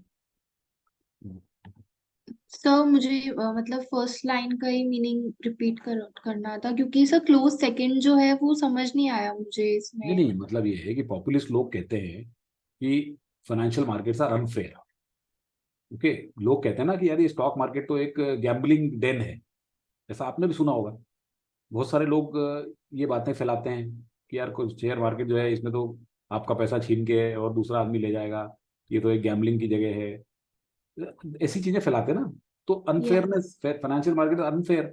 तो अब उसमें ये कह रहा है कि सबसे ऊपर इंसाइडर ट्रेडिंग है, कि why people consider financial market to be unfair because of insider trading. Insider trading क्या होती है कि एक कंपनी का आदमी, उसको अपने पता है कि रिजल्ट खराब आने वाला है, तो शेयर बेच देता है, शॉर्ट सेल कर देता है, और जब खराब रिजल्ट आता है फिर नीचे गिर जाता है, फिर से खरीद लेता है। तो उसको क्योंकि इंसाइडर इंफॉर्मेशन है, तो he takes actions which benefit him. Okay, that is insider trading. एक सीईओ है कंपनी का, तो सीईओ जो है उसको पता है कि रिजल्ट बहुत जबरदस्त आएगा। जैसे ही रिजल्ट मार्केट में आएगा शेयर के भाव बढ़ जाएंगे, तो वो बहुत सारे शेयर खरीद लेता है रिजल्ट आने के पहले, और फिर जैसे ही मार्केट में भाव बढ़ते हैं वो बेच देता है, कमा लेता है, because he has that insider information. तो this is illegal. Okay, this is banned. This is, जैसे ही ये प्रूव हो जाता है कि आपने इनसाइडर ट्रेडिंग की है, आप अंदर हो जाते हो। तो इसके लिए लोग सोचते हैं कि ये एक अनफेयर है फाइनेंशियल मार्केट। दूसरा उसमें बोल रहा है कि कॉर्पोरेट टेक ओवर्स। तो अब बहुत सारा लिटरेचर है जिसने कि कंट्रीब्यूशन दिया है, और तीन चीजें क्लैरिफाई की है उसमें। सबसे पहला कंट्रीब्यूशन इसका ये है कि मैनेजर्स जो होते हैं वो एजेंट्स होते हैं शेयर होल्डर्स के, जो शेयर होल्डर्स ओन करते हैं फर्म को, और मैनेजर का काम है मैक्सिमाइज करना शेयर होल्डर की wealth. And what the press typically represents as takeover of a corporation by outsiders, in fact, the outcome of competition between alternate teams of managers for the right to manage the shareholder assets. तो यहाँ पे ऐसा कुछ नहीं है कि ये एक जो टेक ओवर हो रहा है ये कंपनी दूसरी उठा के ले जा रही है आपको। ये तो एक कंपटीशन है। एक ए कंपनी है जहाँ के मैनेजर्स बैठे हुए हैं, उसको मैनेज कर रहे हैं, दूसरी कंपनी बी है जहाँ के मैनेजर बैठे हुए हैं। तो ये कह रहा है कि इन दोनों में कंपटीशन होता है कि कौन बेटर तरीके से जो शेयर होल्डर के एसेट्स हैं उसको मैनेज कर सकता है। Right? So if B, as a set of team, as a team of managers, thinks that they can manage this company's assets much better, then they will take over. They will try to take over. तो इसमें कोई गलत नहीं है, वो ये बताने की कोशिश करता है। टेक ओवर मतलब ये है कि यार आप दूसरी कंपनी के को खरीद लेते हो ना। कितने सारे हजारों एग्जाम्पल आपको टेक ओवर के मिल जाएंगे, कॉर्पोरेट टेक ओवर। एक कंपनी दूसरी को जो अक्वायर कर लेती है तो टेक ओवर होता है ना। टेक ओवर भी अलग अलग टाइप के होते हैं, होस्टाइल टेक ओवर भी होते हैं। तो यहाँ होस्टाइल टेक ओवर की बात नहीं हो रही है कि जबरदस्ती टेक ओवर कर लिया। Outsiders are not raiders who seize control of the corporation. Rather, the shareholders remain in control and exercise their rights of control to replace the current team of manager, the new team that is more of their liking. तो यहाँ पे ये बता रहा है कि भाई ये इसमें ऐसा कोई गलत नहीं है। आउटसाइडर्स कोई रेडर्स नहीं होते, कोई ऐसे लुटेरे नहीं है वो जो आपकी कंपनी को छीन लेके जाते हैं। शेयर होल्डर्स तो कंट्रोल में ही है, ठीक है, और उनका राइट है ये कि वो अपनी करंट टीम ऑफ मैनेजर्स को नई टीम से लगा दें।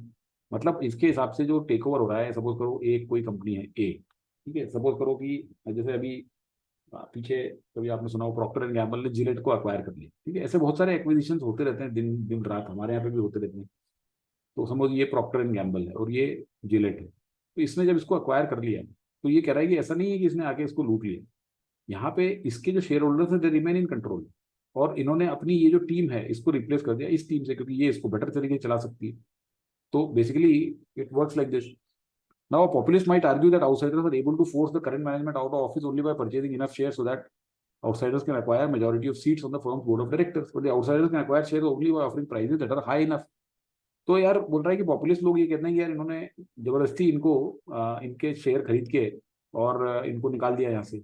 लेकिन भाई आप शेयर खरीद रहे हो तो आप उसको हायर प्राइस दोगे तभी तो शेयर बेचेगा, तभी तो आप अक्वायर करोगे उसको।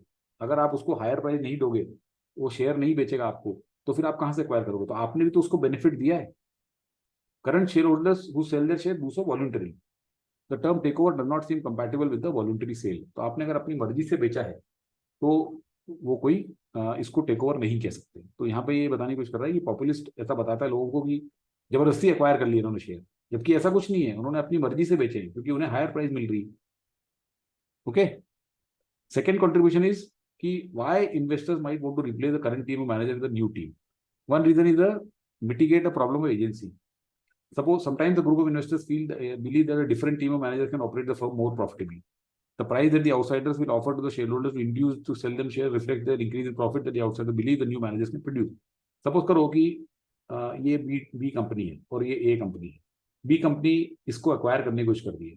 इस कंपनी का शेयर सपोज 100 रुपए चल रहा है, तो ये कंपनी जो है इसको बोल रही है कि भाई मैं आपको 150, इसके शेयर होल्डर्स को बोल रही है कि मैं आपको 150 दे रही हूँ, आप मुझे अपने शेयर बेच दो।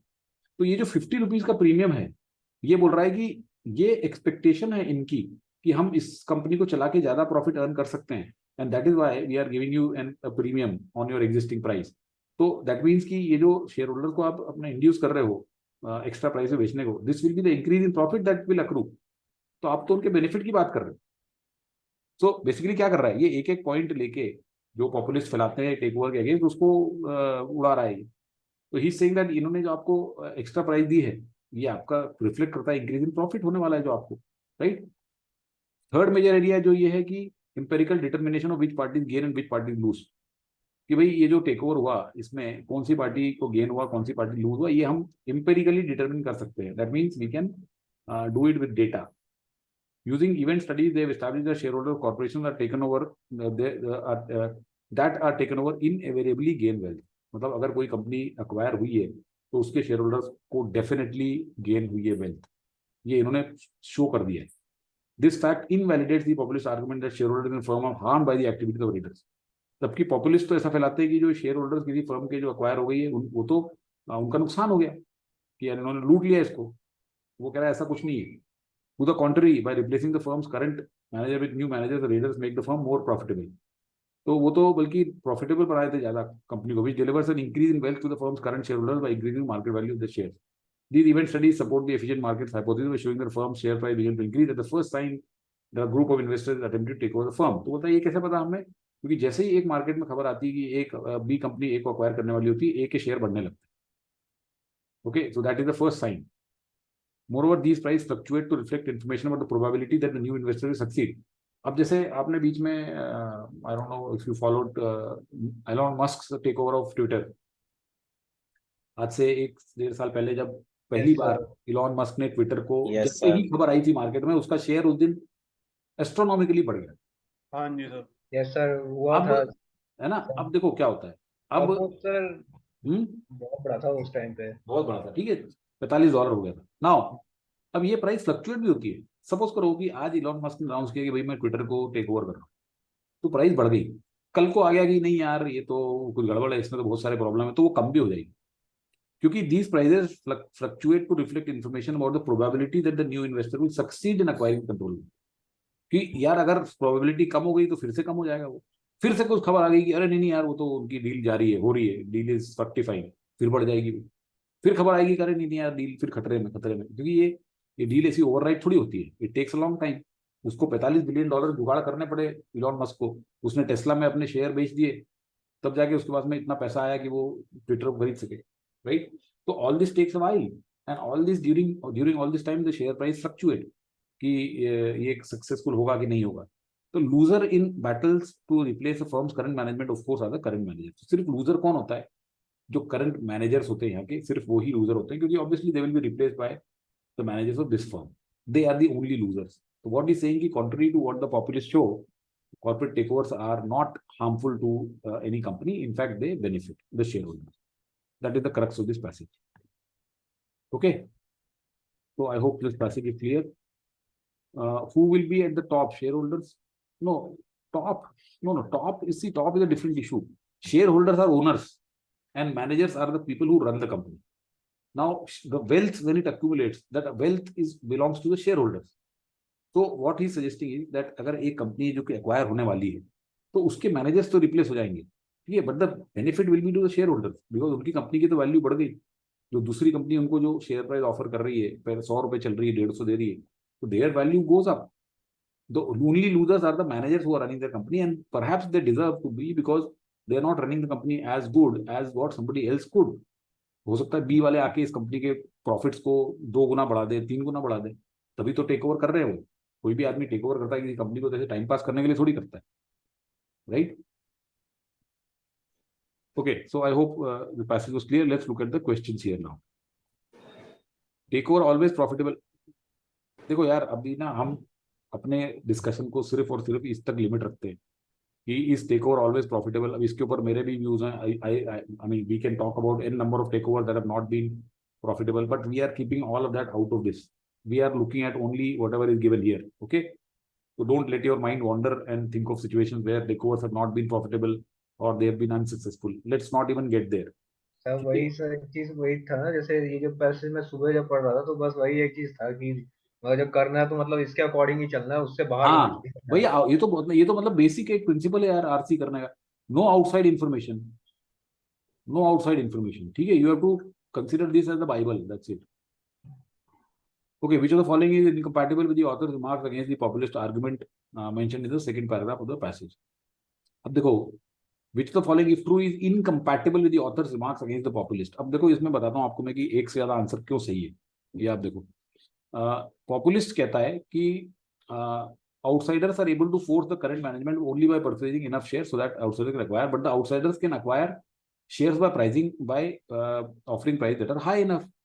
कि भाई आप ज्यादा प्राइस दे सकते हो और current share holders do so voluntarily. तो 2 आर्गुमेंट है इसमें पॉपुलिस्ट के, ठीक है, जिस सॉरी पॉपुलिस्ट के नहीं, इस ऑथर के, पॉपुलिस्ट के अगेंस्ट. पहला आर्गुमेंट कहता है कि आप जो अक्वायर करोगे वो ज्यादा प्राइस पे करोगे. दूसरा, वो लोग अपनी मर्जी से बेचेंगे. तो अब इसमें से कौन सा जो ऑथर के रिमार्क्स है उससे इनकम्पैटिबल? पहला तो है outsiders use misinformation to bring down the share price and induce panic selling by shareholders. Yes, वही ऑथर तो कह रहा है कि भाई आप प्राइस बढ़ा के उनसे बिकवाते हो, right? You increase the price. यहाँ पे बोल रहा है ब्रिंग डाउन. तो this is definitely incompatible, right? This is okay. अब आप बताइए, वो कह रहा है यहाँ पे कि current share holders do so voluntarily, अपनी मर्जी से बेचते हैं. A majority of shareholders take action only on the basis of actions taken by some of the board of directors. तो क्या ये ऑथर के आर्गुमेंट से मैच कर रहा है कि वो अपनी खुद की मर्जी से बेच रहे हैं? भाई अगर देखो, इसका जो इसको मेरे हिसाब से ये भी आंसर सही है. You can not rule this out. मेरे हिसाब से इसने इसको रूल आउट कर दिया है और बोलता है कि भाई वो वॉलंटरली बेच रहे हैं. अरे भाई, वॉलंटरली मतलब क्या यार? आप कोई छीन के तो ले नहीं जाओगे ना. वॉलंटरली तो बेचेगा ही वो, लेकिन वो किस बेसिस पे बेच रहा है? वो जो सब बोर्ड एक्टिव और डायरेक्टर्स जो एक्शन दे रहे हैं उसके बेसिस पे बेच रहा है. He is not doing it out of his own free will. Whereas here what is indicated is they sell their shares so voluntary. That means अपनी मर्जी से बेच रहे हैं. वो किसी को देख के या किसी से इन्फ्लुएंस में आके नहीं बेच रहे हैं. तो यहाँ पे आप बता रहे हो कि भाई वो तो इनके इन्फ्लुएंस में आके बता रहे हैं, बेच रहे हैं. तो obviously it is contrary to what the author is suggesting. So I don't find it compatible. तो मेरे हिसाब से ये भी करेक्ट आंसर. यस शताक्षी. तो मैंने इसे मतलब इसलिए रूल आउट किया था क्योंकि जो नॉर्मल मतलब share holders board of directors के बेस पे ही मतलब वो जो एक्शंस और डिसीजंस लेते हैं उसके अकॉर्डिंग मतलब करते हैं. तो वो अपने डिसीजन अगर थोड़ा मॉडिफाई कर रहे हैं तो वो इन्फ्लुएंस तो नहीं कहेंगे ना मतलब ओनली. अब ये हमें क्या पता कि बोर्ड ऑफ डायरेक्टर्स जो कर रहे हैं वो इनके भले के लिए कर रहे हैं? हमें क्या पता यार. मैं अगर मेजॉरिटी ऑफ शेयर होल्डर्स बोल रहे हैं, देखो 2 4 5 अगर बेच दें उनके हिसाब से तो ठीक है, मैं नहीं मानूंगा. मेरे हिसाब से this also is incompatible with the authors. अच्छा, एक मिनट, अब तीसरा वाला देखते हैं. Most share holders are not in a position to know what is the right price of the share. भाई ये भी तो एक वो है, इसके इनकम्पैटिबल है। This also is incompatible, this also is incompatible, right.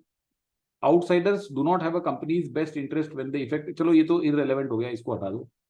Yes sir, मेरे मैंने हिसाब भी से इसलिए वाला क्वेश्चन मार्क ही नहीं किया था, छोड़ मैंने भी दिया था। इसीलिए मैंने ये छोड़ दिया मुझे question, I confuse also he लगा लेफ्ट था इट। तो बहुत ज्यादा। मेरे हिसाब से ये तीनों इसमें आंसर हो सकते हैं, तीनों कोई गलत नहीं है, आप उसमें ऑर्डर जरूर ये सागर बताइए। सर इसी के अकॉर्डिंग मेरे को भी मतलब पहले दो में तो हो रहा था कंफ्यूजन, थर्ड में भी थोड़ा था, बट फर्स्ट वाला जो ऑप्शन था वो डायरेक्टली उसको बिल्कुल टारगेट कर रहा था, जो एग्जैक्टली चीज लिखी थी उसके नहीं, बिल्कुल एक minute, yes I agree with you to a certain extent, not fully, क्योंकि दो चीजें डायरेक्टली लिखी हुई है इसमें, ठीक है। By sharing the high enough to induce a sufficient number, induce high enough to induce means कि सिर्फ वो price is enough for them, okay, by offering price that are high enough to induce, that means they will not be influenced by anything else, it is just that the price will be so good that they will simply sell their shares. Now what does this mean?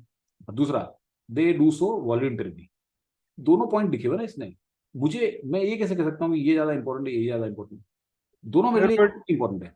Sir but जैसे B और सी में मतलब आपको extra सोचना पड़ रहा है और खुद का ज्यादा इनकम करना पड़ रहा है, तो मैंने उसके अकॉर्डिंग ए ठीक है, देखो भाई, देखो आपने जो मार्क किया वो एग्री हो गया, इससे मैच हो गया, ठीक है, fine, that's very good, but I looked at it more deeply, मैंने तो इसको काफी डीप, मैंने इसमें काफी टाइम स्पेंड किया है, और मतलब I didn't find that I should mark A, क्योंकि मुझे लगा कि मुझे नहीं, देखो जो आदमी इस तरह के ऑप्शन बना सकता है ना, वो फिर कोई भी आंसर सही कर सकता है इसमें से, मतलब मैं तो ये जानता हूँ कि जिस गधे ने ये तीन ऑप्शन बना के यहाँ डाले हैं, चलो एटलीस्ट तीसरा को फिर भी छोड़ दो आप, है, एटलीस्ट ये दो ऑप्शन डाले हैं, तो वो कोई भी आंसर को जस्टिफाई कर सकता है। जैसे वो समरी में आपने देख लिया कि उसने कोई से भी आंसर को, डी वाली ऑप्शन समरी को जस्टिफाई कर दिया, आज वही समरी वही वाला वो अपने किसी मटेरियल में देगा तो बोलेगा कि यार इसमें तो कुछ इन्फॉर्मेशन दी नहीं हुई है, तो ये तो गलत है, तो that same fellow will show that is wrong, okay, तो I don't trust this fellows, that's why I did not mark the answer, but ठीक है, आपने अगर किया तो जैसा मैंने कहा आपको, I am not trying to take any credit away from you, if you marked it correct and it's right, then that's very good. हाँ बोलो सर, आपने इस मॉक में अटेम्प्ट कितने क्वेश्चंस किए थे? 18। मैं देखो आपको बताता हूँ, वीए में मैंने 7 किए थे, वो वाला छोड़ दिया था, पहला वाला जिसमें वो लीड कस्टमर वाला था, ठीक है, लीड कस्टमर वाला छोड़ दिया, और आरसी मैंने 3 किए, उस 3 में से मैंने 11 क्वेश्चन किए, क्योंकि मैंने ये वाला छोड़ दिया, तो 18 क्वेश्चन मैंने किए, उसमें से 3 गलत थे मेरे, जो कि मैंने आपको एक तो बता दिया था समरी में, वो जिसमें बिल्कुल गलत है वो, ठीक है, वो यूफीड्स वाला, और 2 मेरे इसमें है जो भी बताऊंगा आपको कि मैं अभी भी एग्री नहीं कर रहा हूँ उसमें, ये तो मैंने छोड़ ही दिया था, this I left it totally, okay. अब आप इस पे चलते हैं। The author believes that price of a firm share begin to increase at the first sign that the group of investors are on the basis of assumption that the share price, ये ठीक है, okay, so this is a correct this thing that are proportional to the future prospects of the company, ये इसने बोला है, तो ये sir ये ए क्यों नहीं हो सकता है कि reflect the probability of acquiring the नहीं, देखो वो एक अलग पॉइंट है, ये अलग पॉइंट है, उसने क्या कहा था, ठीक है, देखो 2 बात बताई उसने वहां पे आपको, पहली बात बताई कि जैसे ही किसी ने एक सिग्नल दिया कि भाई ये खरीदने वाला है, तो इलॉन मस्क ने कहा, एक ट्वीट किया कि भाई हो सकता है कि ट्विटर में खरीदूं, वैसे ही प्राइस बढ़ने लगी, ठीक है, तो this indicates what, this indicates that यार ये तो आगे जाके कंपनी, टेस्ला जैसी कंपनी चला रहा है, इतनी प्रॉफिटेबल कंपनी चला रहा है, तो ये ट्विटर को भी प्रॉफिटेबल बना देगा, तो प्राइस बढ़ रही है, ठीक है। नाउ अब 3-4 कुछ दिन बाद खबर आती है कि यार शायद ये डील ना हो पाए, शायद ये डील में मुश्किल हो जाए, शायद उसके पास पैसे नहीं, तो वहां पे प्राइस गिर गई, तो ये तो अलग चीज है ना, फिर reflect the probability of acquiring, this is a different thing altogether. तो उसने जो ये बताया है कि price increase at the first time, this is on the basis of assumption that they are proportional to the future prospects, इसमें तो कोई डाउट ही नहीं है, ठीक है, this is the correct answer, कोई एब्सोल्युटली नो ये डाउट। सोचा था कि वो मतलब एक्वायर करने की वो जैसे संभावना होती है कि नहीं, लेकिन ये तो यार बोला ना कि basis to increase at the first sign that a group of investors, yes वही मैं शायद पढ़ा नहीं लगता ध्यान से, तभी गलत हो गया होगा मेरा। चलो ठीक है, कोई बात नहीं, तो 4th इसमें करेक्ट। सर एक बार सी और एलिमिनेट कर देते। Are an accurate present earning potential, देखो यार एक शेयर प्राइस जो होती है ना, वो फुल्ली कैप्चर करती है present earning potential, present earning potential के बेसिस पे तो होती भी नहीं किसी शेयर की प्राइस, वो फ्यूचर पे ही होती है, ठीक है। आज जो आपको पी मल्टीपल आप जो देखते हो, ठीक है, वो पी मल्टीपल क्या होता है, वो फ्यूचर अर्निंग्स रिफ्लेक्ट करता है। तो कोई भी कंपनी का जो शेयर प्राइस है ना, वो प्रेजेंट वगैरह को तो सब डिस्काउंट करके चलता है, वो तो फ्यूचर को देख के चलता है। पेटीएम जैसी कंपनी का शेयर जो 2100 रुपये पे खुला था और फिर गिर के 500 तक हो गया था और आज 900 रुपये पे पहुंच गया है, तो इसका मतलब क्या है, वो कोई उसकी अर्निंग कैपेसिटी उसकी ये थोड़ी है 800 900 10 हजार रुपये, मतलब आज 54 नहीं कमा रहा है वो, मतलब पर प्राइस। तो पी मल्टीपल क्या होता है, earnings, okay, price price to earning. Price to earnings. Earning तो ढक्कन उसकी नेगेटिव है, मतलब वो तो लॉस मेकिंग कंपनी होती है, जोमेटो या कोई भी कंपनी है, ये कोई प्रॉफिट मेकिंग थोड़ी है। तो मल्टीपल्स जो ये दिए जाते हैं, ये फ्यूचर उसके हिसाब से दिए जाते हैं, करंटली के हिसाब से नहीं दिए जाते। यस शुभम। ओके सर मेरे को डी ऑप्शन तो समझ आ गया कि क्यों सही है। ए ऑप्शन में ना, मतलब जैसे आपने बताया कि वो कंपनी एक्वायर हो रही है तो रेट बढ़ जाएगा, और अगर कंपनी एक्वायर नहीं हो रही तो घट जाएगा। नहीं, एक्वायर होने की बात नहीं है, बात ये है कि उसका जो न्यूज आती है, प्रोबेबिलिटी ऑफ गेटिंग एक्वायर्ड, उसके हिसाब से ऊपर नीचे होता है। तो वो एक अलग, देखो प्रोबेबिलिटी, सपोज करो कि आज कोई चीज 20 रुपए पे है, अब सडनली न्यूज आई कि कोई खरीद रहा है इसको, तो ये 40 रुपए पहुंच गया इसको हाँ जी फर्स्ट सर। डे पे, ठीक है। अब जैसे जैसे टाइम जाता जा रहा है, तो ये 40 के बाद में 38 हो गया, 35 हो गया, फिर कल को खबर आएगी नहीं नहीं यार ये डील हो सकती है, तो 45 हो गया, फिर कल को खबर आएगी यार ये तो नहीं होगी शायद, तो फिर 30 32 हो गया। तो ये जो फ्लक्चुएशन है, ये अर्निंग का इससे कोई लेना देना नहीं है।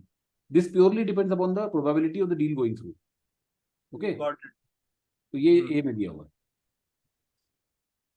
Okay, all of the following can be inferred regarding the major contribution of scholarly literature।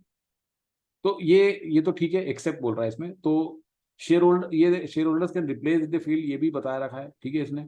It is possible to empiric, ये थर्ड कंट्रीब्यूशन है उसका।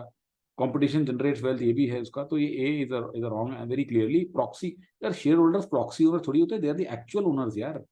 ये तो आपको पहला ही देख के समझ जा रहा है, जिसमें कुछ करने की जरूरत ही नहीं है, ये तो एक जनरल नॉलेज से हो जाएगा। प्रॉक्सी मतलब क्या होता है, what is the meaning of proxy? Substitute. तो शेयर होल्डर्स सब्सिट्यूट ओनर्स होते हैं क्या यार? शेयर होल्डर तो एक्चुअल ओनर्स होते हैं। अगर आपके पास में इवन 100 शेयर है कंपनी के, और उसके पास में अगर कंपनी के मार्केट में 100,000 शेयर्स हैं, तो you are 1/1000 owner of the company, right? ये तो सबको पता होगा, जो लोग बेसिक कॉमर्स इकोनॉमिक्स पढ़े हुए हैं, इतना तो पता ही है। तो they are actual owners, they are not proxy owners. Yes Shubham. Sir इसमें इसमें भी है मेरे को। सर इसमें इसमें तो ए होना और ही सी नहीं में चाहिए। कंफ्यूजन थी मेरे को। हैं? में ए और सी में कंफ्यूजन थी। सी में इसलिए कंफ्यूजन थी क्योंकि उसमें एम्पेरिकली लिखा हुआ है। एम्पेरिकली बोला है ना उसने, यही तो थर्ड उसका है, साफ साफ तो बोला है उसने यहाँ पे। ये देखो, empirical determination, they have contributed to the analysis of corporate takeover. Third thing is empirical determination of which parties gain and which parties lose। यही तो इसका एक मेन पॉइंट है कि हम डिटरमिन कर सकते हैं कि किसका फायदा हुआ, किसका नुकसान हुआ। एम्पेरिकल मिस हो गया। एम्पेरिकल मिस हो गया आपका शायद। ओके ठीक है। Okay, which of the following went to support the invalidated argument. अभी इनवैलिडेटेड आर्गुमेंट क्या है इसका, फोर्थ पैराग्राफ में। तो फोर्थ पैराग्राफ में इनवैलिडेटेड आर्गुमेंट ये है कि share holders are harmed by the activities of raiders. तो अब इसको सपोर्ट करना है, मतलब ये एक इसमें घुमा फिरा के क्वेश्चन दिया इसने कि इनवैलिडेटेड आर्गुमेंट को आपको सपोर्ट करना है कि कहाँ गया यार, विच of the following support the invalidated argument, कि हाँ यार ये जो कॉर्पोरेट टेक ओवर्स हैं ये तो हार्म करते हैं। तो ये तो इजी है, राइट? कौन सा है इसमें? Impending takeover by diminishes the share value, right? आप बोलने की कोशिश कर रहे हो, मतलब ये जो इनवैलिडेटेड आर्गुमेंट है, ये आपको यही कह रहा है ना कि शेयर होल्डर्स का नुकसान हो जाता है जो इससे, तो उस चीज को सपोर्ट करना है हमको, तो वो सिर्फ यही है, right? Okay, so I hope this passage is okay and the questions, ये इसमें जरूर एक बहुत बड़ा धब्बा है इसके ऊपर। आगे चलते हैं, तो इसके बाद में हम चले जाते हैं सेकंड वाले के ऊपर। सेकंड वाले में प्रशियन स्टेट और यूनिफाइड जर्मनी। तो यहाँ पे ये बताया गया है कि जैसे ये अनअकाउंटेबल सॉवरेन है and they rule through institutionalised bureaucracy. तो लिबरल ऑटोक्रेसी मतलब ये है कि एक तरह से ये अनअकाउंटेबल है, लेकिन इनके ऊपर कुछ लीगल कंस्ट्रेंट्स होते हैं। That means they are not totally free to do whatever they want, there is some bit of a legal constraint on them. Okay, so ये प्रशियन स्टेट जो था, ये फाउंडेशन बना यूनिफाइड जर्मनी का, और contemporary Singapore को उससे compare किया गया। Definition of rule is the law as a constraint on political power. including the most powerful political actors. Many civilizations, rule of law had its origins in religion.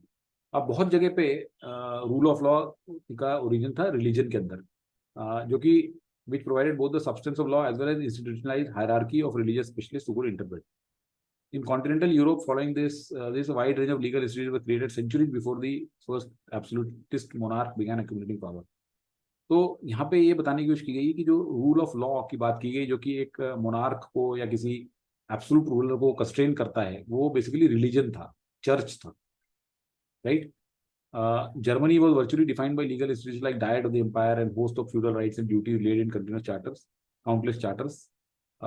It was against this background the new rising absolutist monarchs began trying to erode the earliest concept of law, which vested sovereignty in God, and started to claim sovereignty for themselves. तो यहाँ पे क्या हुआ कि जैसे कि जो एक एब्सोल्यूट मोनार्क है, तो उसको कहा था भाई तुम्हारी पावर अनलिमिटेड नहीं है, एक रूल ऑफ लॉ जो है, जो रिलीजन है कैथलिक है, तुम उससे बाउंड हो।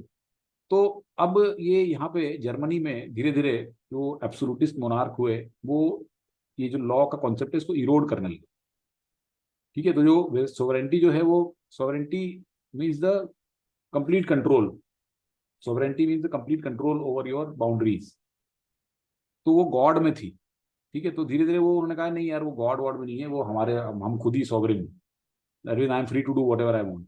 This argument was sometimes based on the divine right of kings, God's direct delegation of sovereign authority to a particular. तो ये एक divine right of kings था. In fact, if you remember, we had done a parajumble mandate of heaven और right of kings. याद है आपको divine right of kings? उसमें mandate of heaven था चाइना में, तो वहाँ पे वो divine right of kings मतलब ये कि यार कोई कैसा भी king हो, उसको भगवान से मिली हुई है राइट रूल करने की। लेकिन मैंडेट ऑफ हेवन में ये था कि सिर्फ जो किंग्स अच्छे चैरिटेबल और जो काइंडली टाइप के किंग्स हैं, जो कि जनता का भला करते हैं, अत्याचार नहीं करते, उन्हीं को मैंडेट ऑफ हेवन है। ये चाइना के अंदर कॉन्सेप्ट। तो वो पैसेज अगर आपको याद हो कि उसमें डिवाइन राइट ऑफ किंग्स तो हर एक किसी किंग को मिल जाती है, लेकिन मैंडेट ऑफ हेवन उसी को मिलता है जो अच्छा किंग। ओके, तो यहाँ पे ये वही है। But beginning in the mid-17th century, number of thinkers, including these guys, began formulating novel theories that vested sovereignty in monarchs without appeal to religious authority. तो अब धीरे धीरे क्या हुआ, 17th सेंचुरी के मिड में ये सब जो थिंकर्स आए, इन्होंने कहा यार नई नई थ्योरी बनानी शुरू की, जिन्होंने कंप्लीट कंट्रोल मोनार्क्स के हाथ में without appealing to religious authority बना दी। But the new secular grinding of absolutism in the state was not necessarily a boon to princely power. लेकिन ये जो सेक्युलर ग्राउंडिंग ऑफ एब्सोल्यूटिज्म थी स्टेट में, इसका मतलब क्या है कि अब आप भगवान के ऊपर नहीं है, कोई भी सॉवरेंटी भगवान के हाथ में नहीं है, वो सिर्फ आपके हाथ में है। तो लेकिन ये बून नहीं था उनके लिए। मतलब हमें सोचना, हम एक किंग अगर होगा तो सोचेगा यार चलो अब भगवान वगैरह भी अब हट गए हमारे रास्ते से, हम जो चाहे वो करेंगे। लेकिन वो कह रहा है ऐसा नहीं था। This was not necessarily a boon. Why? While sovereigns could claim absolute authority free of earlier religiously based constraints, the justification for this, according to these new theorists, lay in the fact that they in some sense represented the broader interest of the whole community. तो अब जो इसका justification था कि जो legal constraints जो लगाए गए थे उसके ऊपर जस्टिफिकेशन ये था कि भाई मतलब जो हटा लिए गए, तो इसका जो जस्टिफिकेशन था कि ठीक है आपको भगवान के ऊपर या उसके ऊपर आपको जवाबदारी नहीं है, लेकिन आपको ब्रॉडर इंटरेस्ट ऑफ कम्युनिटी तो टेक केयर करने पड़ेंगे। मतलब आप ये नहीं है कि आप समझो कि आप कुछ भी कर सकते हो, आप जो भी करोगे उसमें आपको broader interest of whole community दिमाग में रखना पड़ेगा। In Hobbes Leviathan for example, the monarch rules legitimately only because of his authority rests on an implicit social contract by which he agrees to protect the citizens fundamental right to life. तो उसका example दिया इसमें कि जो ये monarch है, इसका legitimate rule जब ही है क्योंकि उसके अंदर एक इम्प्लिसिट सोशल कॉन्ट्रैक्ट है जिसके अंदर वो सिटीजन की फंडामेंटल राइट को प्रोटेक्ट करने की एग्री करता है। Though the ruler is not elected, he in some sense embodies the public interest in peace and not the private interest of his family. मतलब ये बताने की कोशिश की जा रही है कि भाई भले ही वो रिलीजियस उससे मुक्त हो गया हो, लेकिन उसकी जनता के लिए जवाबदारी थी। So he cannot do as he pleased. He had to be responsible for preserving or maintaining or protecting the fundamental rights of the citizen and not just looking after the private interests of his family. As political theorist, this guy points out, the state becomes an abstraction impersonally representing the whole community and not the instrument of rule of one particular group. तो ये जो state है वो एक पूरी community को represent करता है. All of these ideas played themselves out in the evolution of Prussian law. Prussian law जो बना उसमें ये सब चीजें आ गई. Strong-minded leaders could act in defiance of law and face no powerful independent judicial system institution that could stand in their way. तो जो strong-minded leaders लेकिन जो थे वो लॉ को डिफाई कर सकते थे और उनकी कोई जवाबदारी नहीं थी किसी जुडिशियल इंस्टीट्यूशन को. लेकिन ऑर्डिनरी सिटीजन थे वो they could expect increasing uniform and impersonal treatment. मतलब उनको ये सब चीजें अवॉइड करनी पड़ती. तो इस तरह से प्रेशियन लॉ बना. Okay, so I hope the passage is clear. और जितना भी क्लियर होना चाहिए था आंसर करने के लिए question. Which the following similarity between 19th century Persian state and 11th century Christian Europe. अब देखो इस क्वेश्चन को इसमें आपने क्या मार्क किया किसी ने पैसेज की नहीं किया कि कुछ लोग सब लोग चुप मार्क करा किया है सर, किया है। Yes, ये sir. वाला skip किया था मैं तो बस ली सर, मैं skip ये किया था, mark बहुत किया। मुश्किल सा लगा पैसेज था. अच्छा, इसमें देखो आप ये बताओ कि ए और डी दोनों same sir. Both applied a legal constraint on absolutist rulers. ये भी ठीक दिख रहा है मुझे, है ना. मतलब 19th सेंचुरी पर्शियन स्टेट जो था उसमें ये था कि भाई जो ब्यूरोक्रेसी थी वो कंस्ट्रेंट देती थी, और 11th सेंचुरी में जो चर्च था वो करता था, तो कंस्ट्रेंट तो था. ये तो ठीक है. बोथ हैड अ रूल, ये तो बिल्कुल गलत है. बोथ हिंडर्ड द फंक्शनिंग, गलत है. Both had unaccountable sovereigns restricted by legal systems. ये लग सकता था, मतलब ये भी मुझे, मतलब I thought for a while, लेकिन ये इसको रूल आउट कर सकते हैं, है ना. क्योंकि देखो लीगल सिस्टम नहीं, जो ये 11th सेंचुरी का जो यूरोप था, क्रिश्चियन यूरोप था, Catholic churches, revival of Roman law, wide range of legal institutions were created centuries before this. Indeed absolute monarchy was limited in scope by the legal tradition. तो यहाँ पे भी ये absolutist word इसने, मतलब ठीक है ये भी हो सकता था. आई वुड से दैट ये भी एक बोथ हैड अनअकाउंटेबल. ये अनअकाउंटेबल वर्ड जो है ना, ये थोड़ा सा यहाँ पे गड़बड़ कर गया. अनअकाउंटेबल सॉवरेन्स ऐसा नहीं दिया हुआ है. Isn't option B in line with the second line of the last paragraph? Option B in line with the second. नहीं, आप एक मिनट कंफ्यूज हो गया. Let me just take your question, just a second, hold on. ये question आया है, isn't option B in second line of the last paragraph? अच्छा, second line of last paragraph देखते हैं. नहीं यार, ये कहाँ पे, यहाँ पे ये क्या कह रहा है? Both had rule of law based on religion. यहाँ पे लास्ट पैराग्राफ में जो रिलीजन हटा ही लिया गया है, रूल ऑफ लॉ नहीं था. देखो रूल ऑफ लॉ क्या होता है, जैसे शारिया लॉ होता है, जैसे ईरान है और कंट्रीज है कहीं, जो कि मुस्लिम कंट्रीज में रूल ऑफ, वहाँ पे कॉन्स्टिट्यूशन नहीं है. जो शारिया लॉ है उसी में जो लिखा हुआ है वही वो मानते हैं. तो ऐसा कहाँ है rule of law based on religion? ऐसा तो कहीं नहीं लिखा हुआ. ये जरूर कह रहा था कि गॉड और रिलीजन जो है उसका एक ऊपर से हाथ रहता है इनके ऊपर, कि आपकी अल्टीमेट जवाबदारी उसको है, लेकिन उसका मतलब ये नहीं कि rule of law was based on religion. तो इसलिए ये गलत है. That's a wrong interview. Yes Shubham. Sir इसमें मेरे को अनअकाउंटेबल सॉवरेन्स इतना नहीं लग रहा था मेरे को, मतलब मैं मार्क तो डी करा है, पर मेरे को जब मैं इसको दोबारा देख रहा था तो मेरे को लीगल सिस्टम ज्यादा गलत लग रहा था. दोनों ही गलत हैं, दोनों ही गलत हैं. और इस सॉवरेन का भी वर्ड गलत है थोड़ा सा, ठीक है, क्योंकि उस टाइम पे सॉवरेन वगैरह की बातें नहीं हो रही थी. सॉवरेन वगैरह की बातें बाद में हुई. तो mostly you can say that both applied a legal constraint on absolute. ठीक है, थोड़ा था, देखो कंफ्यूजन दोनों वाजिब है. आई ऑल्सो थॉट मतलब more than what is appropriate to give a time, लेकिन फिर मैंने जो लैंग्वेज वगैरह मैच करके फिर मैंने यही मार्क कर दिया और वही उसने बताया, है ना. बट मतलब somebody might, अगर इसको बहुत ज्यादा डिस्कस करेंगे तो इसको भी कोई जस्टिफाई कर सकता है ना. अभी मैं उतनी करना नहीं चाहता हूँ, बट ठीक है, मतलब हमने ऑलरेडी इनको थोड़ा रोस्ट कर दिया है तो छोड़ देते हैं. छोड़ देते हैं. यस अफसर. सर इसमें जो अनअकाउंटेबल है वो उससे रेफर नहीं कर सकते, इन्फर नहीं कर सकते कि उसने कहा है कि जो वो थे लीडर्स थे वो उससे लॉ से मतलब बच के निकल जाते थे. नहीं, ये अलग है. देखो ये बात की बात बता रहा है, ठीक है. अभी तो क्या है कि अभी तो डेवलप हो गया है. सी ये जो आपको ये वाले क्वेश्चन का आंसर आपको यहाँ पे और यहाँ पे मिलेगा, फर्स्ट और सेकंड, है ना. इसका लास्ट में तो क्या हो गया, लास्ट में तो सेक्युलर ग्राउंडिंग ऑफ एब्सोल्यूटिज्म हो गया. ठीक है, लास्ट में थोड़ा अलग हो गया. Okay sir. Secular grounding of absolutism was based on which of the following pre conditions. अब देखो इसमें एक कंफ्यूजन था, क्योंकि देखो एक question secular grounding of absolutism यहाँ पूछा है इसने, और एक और पूछा है कि ये it was not necessarily a boon, है ना। तो इसका तो आंसर बहुत क्लियर है, होना चाहिए कि why was not a boon, because इनको लोगों के राइट्स प्रोटेक्ट करने पड़ते थे, या इम्प्लिसिट सोशल कॉन्ट्रैक्ट था। इसमें मैं पहले सीधे इस पे चले जाता हूँ।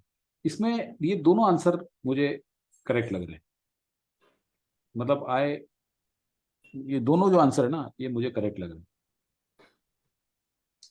यस सर, सेम ही सही बिल्कुल मैंने लग भी रहा डी है। मार्क किया था सर। दोनों आंसर डी करेक्ट। मार्क किया था। देखो Yes. इसमें क्या लिखा है कि स्ट्रॉन्ग माइंडेड, नहीं ये यहाँ पे लिखा हुआ है कि fundamental which he agrees to protect the citizen fundamental right of life only because his authority rest on a social contract by which he agrees to protect the citizen fundamental right to life. तो क्या ये क्यों गलत है भाई? Was not absolute because rulers sir fundamental right बोला उसने, fundamental rights नहीं बोला। राइट्स में तो सब कुछ आ जाता है ना। अरे यार ऐसा कुछ नहीं है, ये तो डोंट गेट इनटू दैट। वो भी इस आदमी के सामने जिसने ये मॉक बनाई है, तो छोड़ देते हैं। मेरे हिसाब से इसमें दोनों करेक्ट है, ठीक है, मेरे हिसाब से इसमें दोनों करेक्ट है। और मैंने इसमें डी मार्क किया था, and then I realize that इसमें करेक्ट आंसर इसने बी बता रखा है, ठीक है, इसने करेक्ट आंसर बी बता रखा है। तो मेरे को इसमें काफी कंफ्यूजन था, and again I had to spend a lot of time कि यार कौन सा वाला चूज करूँ इसमें दोनों में से। मैं दोनों ही सही लग रहे हैं मुझे यार। Was not absolute because of it was constrained by implicit because of rural duty. कोई मतलब देखो यार, इसके पास में उसका जस्टिफिकेशन है, ऑब्वियसली होगा, क्योंकि उसने बी मार्क किया है। वो क्या कह रहा है कि यार हमें क्या पता उनकी फंडामेंटल राइट थी कि नहीं थी। अरे ये कोई बात है क्या यार, कि हमें क्या पता?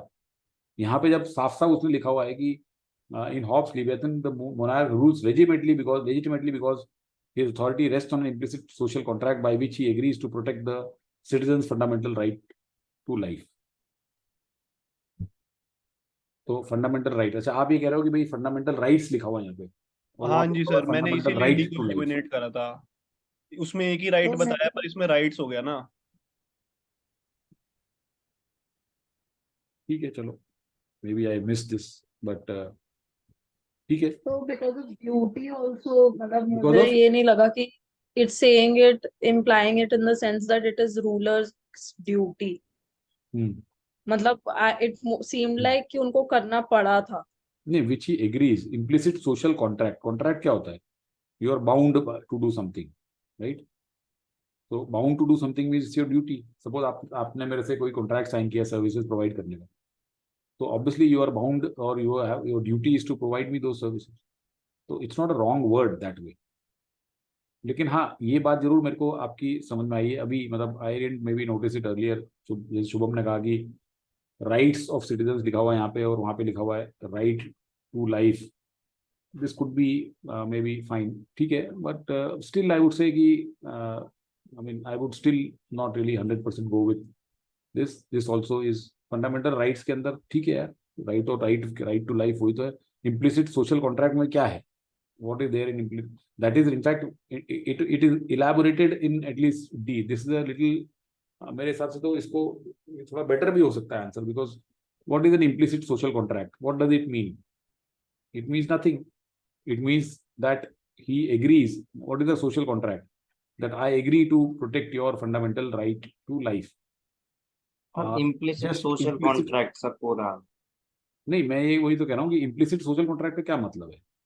तो इसलिए दोनों सर ही इम्प्लिसिट वो होता है, जैसे कि कोई ऑटो जा रहा है, आप उसमें बैठ जाते हो ना, तो मतलब आपने इम्प्लिसिट कर लिया है कि वो हमें ऑफर दे रहा है बैठने के लिए। तो ये वो वाली नहीं, चीज वो है ठीक है, शायद। वो बात आपकी सही है, लेकिन मैं ये कह रहा हूँ कि इससे मुझे क्या समझ में आ रहा है। See this is explaining further. कोई बात नहीं, चलो ठीक है, will not discuss further, fine. उसने अगर आपको इसमें बी लगा के आंसर दिया है तो fine, let in all good wisdom will go by what he says, but I still have my doubts on this, ठीक है, आई डोंट 100% एग्री। सो ठीक है, we can agree to disagree. तो secular grounding of absolutism was based on which of the following pre conditions. तो इसकी pre condition जैसे इसने यहाँ पे लिखी हुई है कि justification for this according to these new theories lay in the fact that they in some sense represented the broader interests of the whole community, right? तो ये आप कह सकते हो कि the monarch power is contingent on representing the interest of the broader community, right? तो इसलिए इसमें ये सी ठीक है। अब इसमें किसी ने ए और बी भी लगा दिया हुआ हो सकता है, लगाया क्या? ठीक है, नो सर। ए और बी प्री कंडीशन नहीं है। ए और बी जो है वो सेक्युलर ग्राउंडिंग ऑफ एब्सोल्यूटिज्म क्या है वो बता रहा है कि what is secular grounding of absolutism. Secular grounding मतलब ये है कि अब आपका कोई अपील नहीं है रिलीजियस अथॉरिटी को, अब आप एब्सोल्युटली फ्री हो। तो वो दोनों चीजें आंसर कर रही है कि what is actually secular grounding of absolutism. But pre condition क्या है कि भाई आप जो आपको ये इसलिए किया जा रहा है ताकि आप इंटरेस्ट ऑफ ब्रॉडर कम्युनिटी को रिप्रेजेंट करें, ठीक है। तो इसलिए फिर सी इसमें ठीक है, देयर इज नो इशू। तो मुझे इसमें इस वाले में ये वाले में डाउट था। Which of the following can be inferred regarding the concept of strong minded. तो strong minded rulers could defy the law but citizens could not. ये क्लियर है कि ये बोल रहा है यहाँ पे कि strong minded could act in defiance of law, ठीक है, और कोई उनका बाल भी वाका नहीं कर सकता, लेकिन सिटीजन्स को ऐसा नहीं था।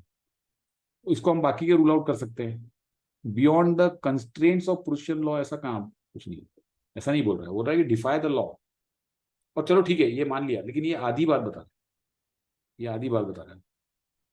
Not subject to same law नहीं है, लॉ सेम है, लेकिन इसको आजादी है कि he can defy the law. Okay, so C was the correct answer. So I hope it's clear कि इसमें सी क्यों है, राइट? तो ही करेक्ट है सर इसमें, यही 6 और 7 कोई मतलब बात इजी। कोई बात नहीं, कोई बात नहीं, आगे चलते हैं।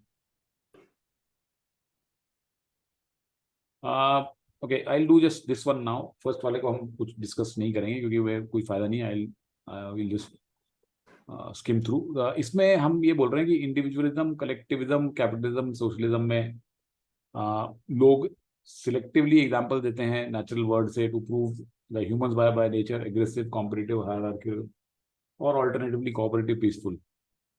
These dichotomous are in fact intimately linked. तो ऐसा नहीं है कि these are dichotomous, these are linked.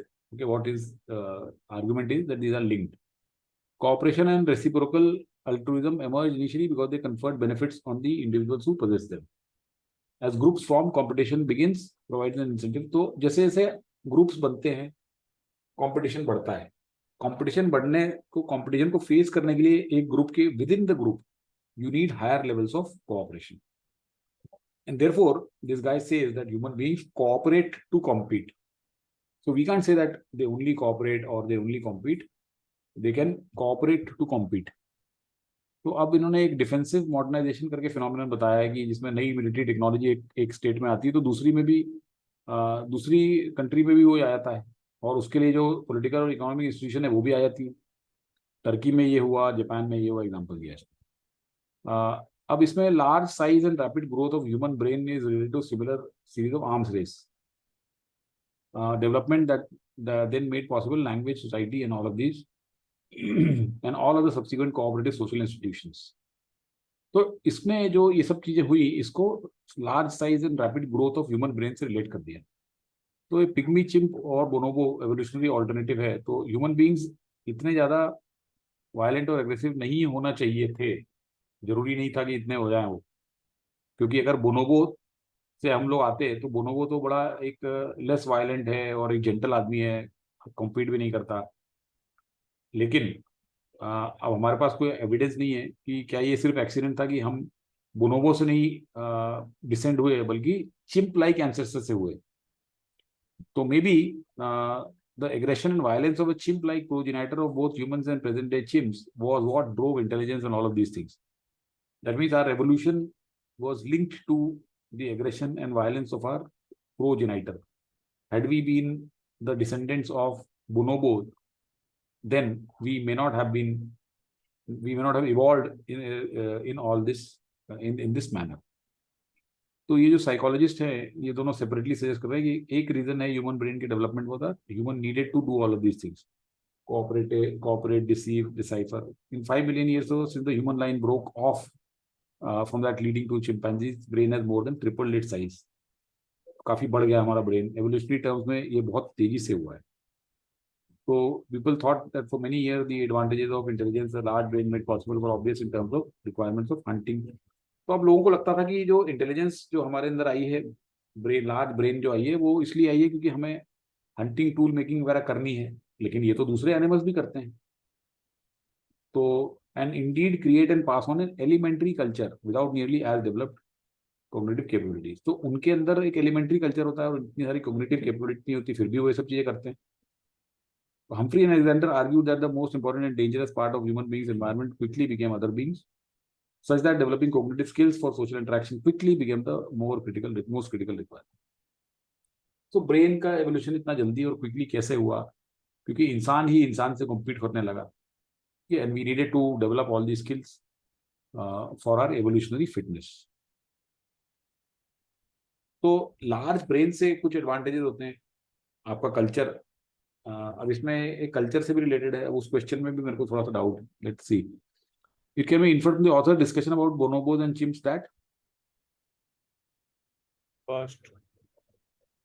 अब इसमें कुछ लोग इसमें डाउट था क्या फर्स्ट और सेकंड में? देखो इसमें थर्ड और सर फोर्थ बी आराम मार्क से किया कर था। सकते सर हैं। ए मार्क किया था sir. Direction of human evolution बताया कि जो शेप हुआ है वो हमारे प्रोजेनेटर्स के थ्रू है, तो थोड़ा मतलब कंसाइज वे में बताया हुआ था ये, इस वजह से मैंने तो ए मार्क किया था।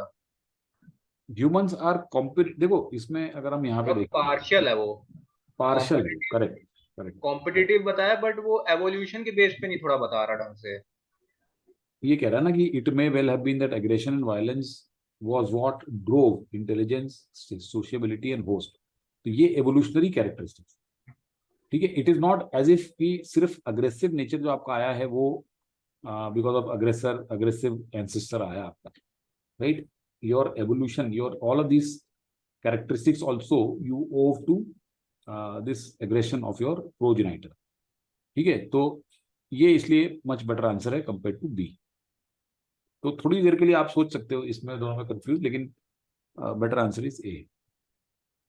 Which of the following if true will not weaken the arguments made by Humphrey and Alexander in the last paragraph of the passage?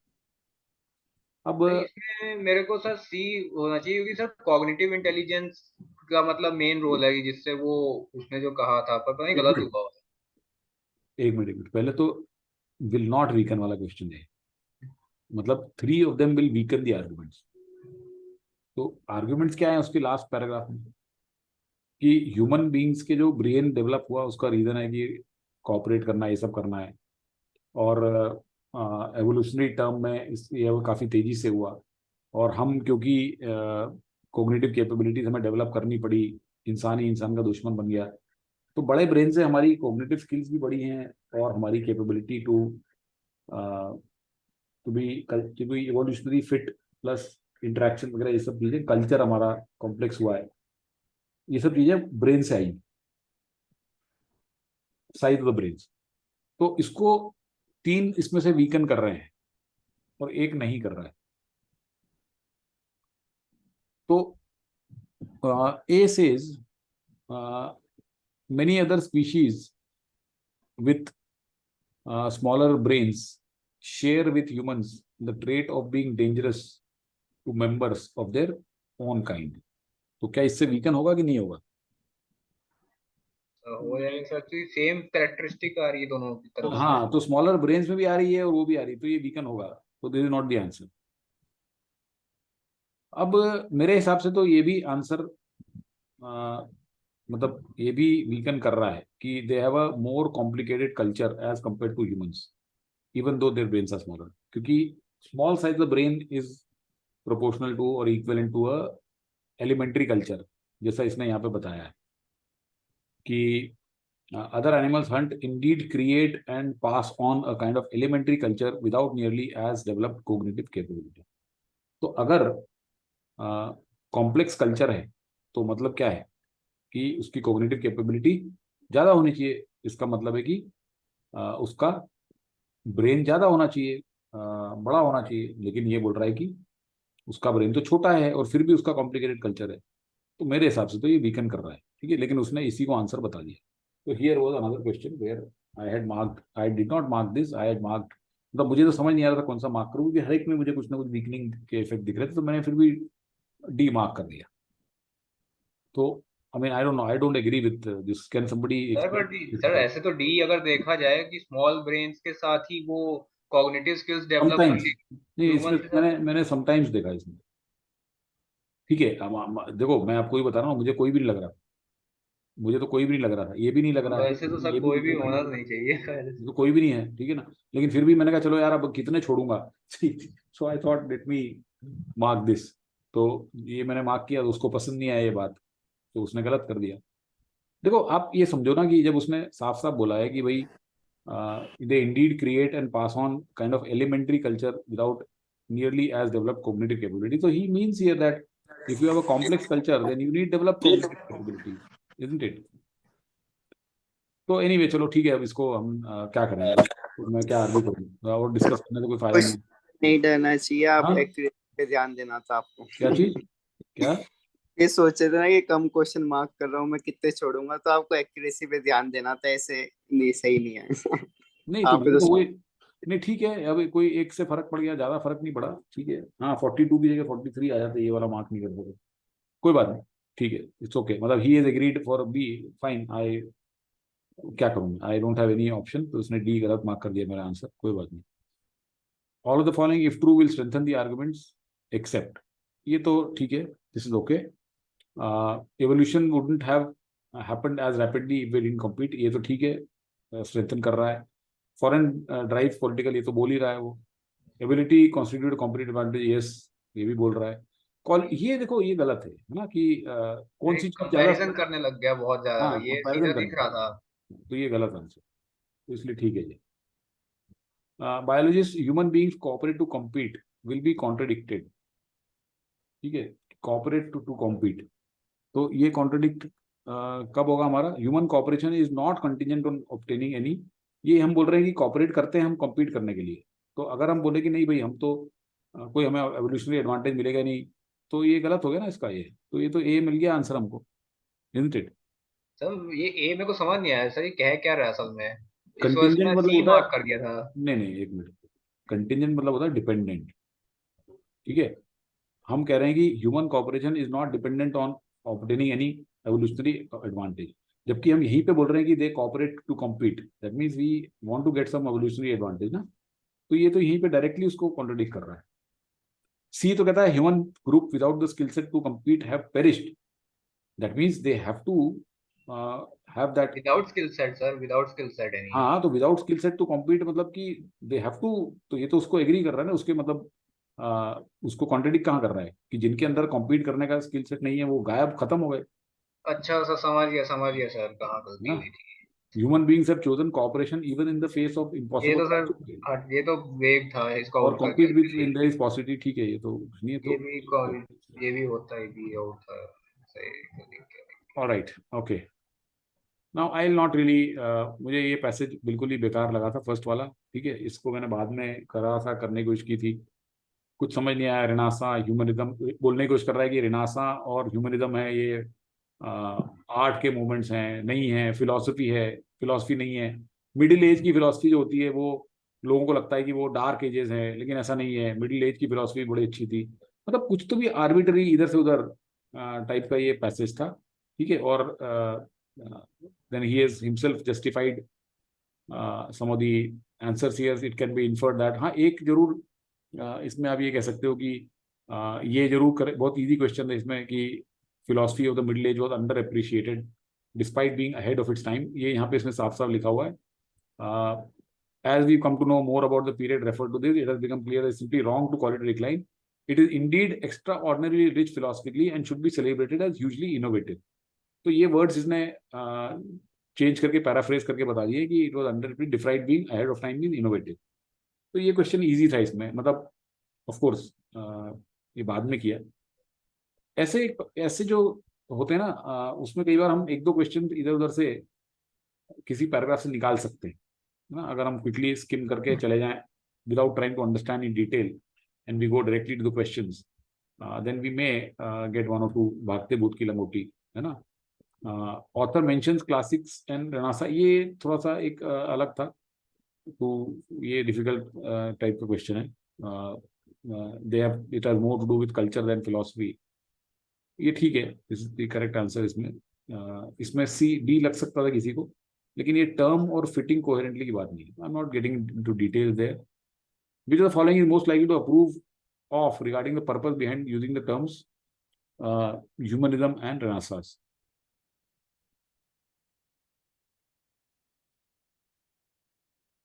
Which of the following is the author most likely to approve of regarding the purpose behind using the terms humanism and Renaissance? So क्या लगा दिया इसमें? Sir एक रहा था इसमें directly To discuss, हाँ? Sir To एक discuss, रहा था इसका एक करा, ठीक है. डिस्कस एरा ऑफ आर्ट, तो ये लास्ट में बताया हुआ है इसमें, इसने, है ना, कि इसने ये क्यों किया. आई थिंक लास्ट में इसने बताया ना, Renaissance sir humanism. Fourth para में गिवन है हाँ, इधर डायरेक्टली लिखा है सर फोर्थ पैरा में ये सॉरी, हाँ सर ये वाला ना, as a means to discuss a particular era in the history of art. हाँ, correct correct correct, you right, ठीक है, बिल्कुल सही है. तो यहाँ पे ये साफ साफ लिखा हुआ है, तो A is right. Purpose of the passage is primary. ये अगेन ये मुझे तो समझ नहीं आया. I didn't get it why he इसमें बी मार्क किया था. Argue that this is a movement. नहीं, ये टू तो पता नहीं, उसको वो फिलोसफी का मूवमेंट तो बोल ही नहीं रहा है ना, वो उसको फिलोसफी नहीं बोल रहा है ना. सो आई टुक इट लाइक के फिलोसफी से कोई रिलेटेड नहीं है, मतलब उनका व्यू था बट उसने नहीं मतलब नहीं नहीं नहीं नहीं नहीं, तो ये तो आप जस्टिफाई कर रहे हो कि ये फिलोसफी से रिलेटेड है. अगर आप बी मार्क कर रहे हो ना, तो you are accepting that this was a movement in philosophy but it did not succeed. Okay ये गलत है ना, इसलिए गलत है. तो ठीक है, discuss whether this represents a distinct movement. Okay, I don't, मैं इसमें सर इसमें तो समझ ही नहीं आता कि क्या है. छोड़ दो ना इस पैसेज को, ये यूजलेस पैसेज है, कोई फायदा नहीं है इस टाइप का पैसेज. इसमें सर मैंने करना क्या है ना, तो केवल क्वेश्चन 3 मिला मेरे को डायरेक्टली, और कोई ठीक है, 3 और 1 दो क्वेश्चन मिल जाए. Yes sir. सर इसमें बाद में किया था ये, वैसी प्रैक्टिस में तो 4 में से 3 सही हो गए थे, 4 तो अलग गलत हो गया था. ठीक है, कोई बात नहीं, कोई बात नहीं, लेकिन मतलब इस तरह के पैसेज छोड़ देना ही सही रहता है ना. Alright, so any questions, queries before we wind up the session? तो anyway, nutshell में यही है कि these people are trying to outdo each other. CL के मॉक में भी बहुत बड़ी गलती, जैसे मैंने बताया आपको, इसमें भी इतनी सारी गलतियां हैं, तो I don't know what is the future. मैं बताता हूँ आपको, देखो मैं बताता हूँ आपको कि इन लोगों का, इनकी जो फिलॉसफी है ना, मैं बताता हूँ आपको कि अगर आप इनकी पिछली मॉक्स देखोगे, यू नो, शुरू की 6-7-8 मॉक्स जो उन्होंने, 6-7-8 भी क्या, बल्कि 9-10 मॉक्स जो बनाई है, what they do is they simply copy पुराने पैसेजेस, पुराने क्वेश्चंस दिए गए, है ना, वही के वही उठा के डाल देते हैं. Now that CL and all IMS they keep bringing new passages, new questions, however lousy they may be. इनको भी किसी ने बोला हुआ, भाई तुम लोग क्या कर रहे हो यार, क्यों अपनी इज्जत खराब कर रहे हो, पुरानी चीजें दे देते हो. तो इन्होंने कहा चलो नए बनाते हैं. अब नए बन रहे हैं तो नए इनसे ढंग से बन नहीं रहे हैं, ठीक है. तो हु नोज, यू नो, ये वाला जो हमने सब डिस्कस किया, और कुछ लोग और इनको बोलेंगे, तो हो सकता है they may revert to at least in the next one, going back to some of the old mocks. Okay, तो यस अफसर. सर जैसा ये मॉक ले रखे हैं और मतलब इसमें इतनी गलती आ रही है, तो एटलीस्ट अगर टाइम वाले जो वहाँ पे परमानेंट स्टूडेंट्स हैं कोर्स के, अगर वो बोलेंगे तो एक चेंज लाएंगे, या ऐसे ही चलता रहेगा? ये ऐसे ही चलेगा, कुछ नहीं होने वाला, कुछ नहीं, कोई नहीं सुनता है वहाँ पे, कुछ नहीं सुनता. किया था पिछले बार. कोई नहीं सुनता है भाई. वो तो देखो, ये तो हाथी है, ठीक है, हाथी जा रहा है, लोग पत्थर फेंक रहे हैं उसके ऊपर, तो कोई फर्क नहीं पड़ रहा, क्योंकि देखो एक बार तो आदमी वहाँ पे बेवकूफ बनने जाता ही है ना. See everybody goes there once. जो शुरू में लोगों को लगता है यार वहाँ जाके हमारा भला हो जाएगा, वो तो फिर वहाँ जाके समझ में आता है कि, लेकिन कुछ लोग फिर दोबारा तिबारा भी चले जाते हैं.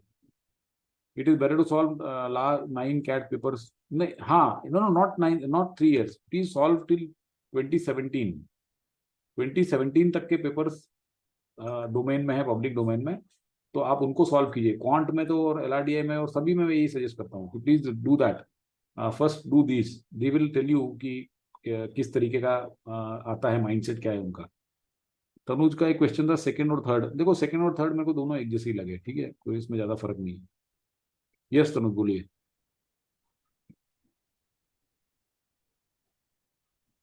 अब मेरे को तो पर्सनली कैट के पुराने पेपर्स जो सॉल्व किए थे, जैसे लास्ट टाइम जब मैं लिख रहा था, तो मेरे को तो पर्सनली सर 2021 एंड 2020 ज्यादा सही लगा है. 18 सबसे टफ था ऑलमोस्ट, सबसे मतलब हेवीली टफ, एंड 22 भी टफ लगा मेरे को. इसमें VARC की बात कर रहे हो आप?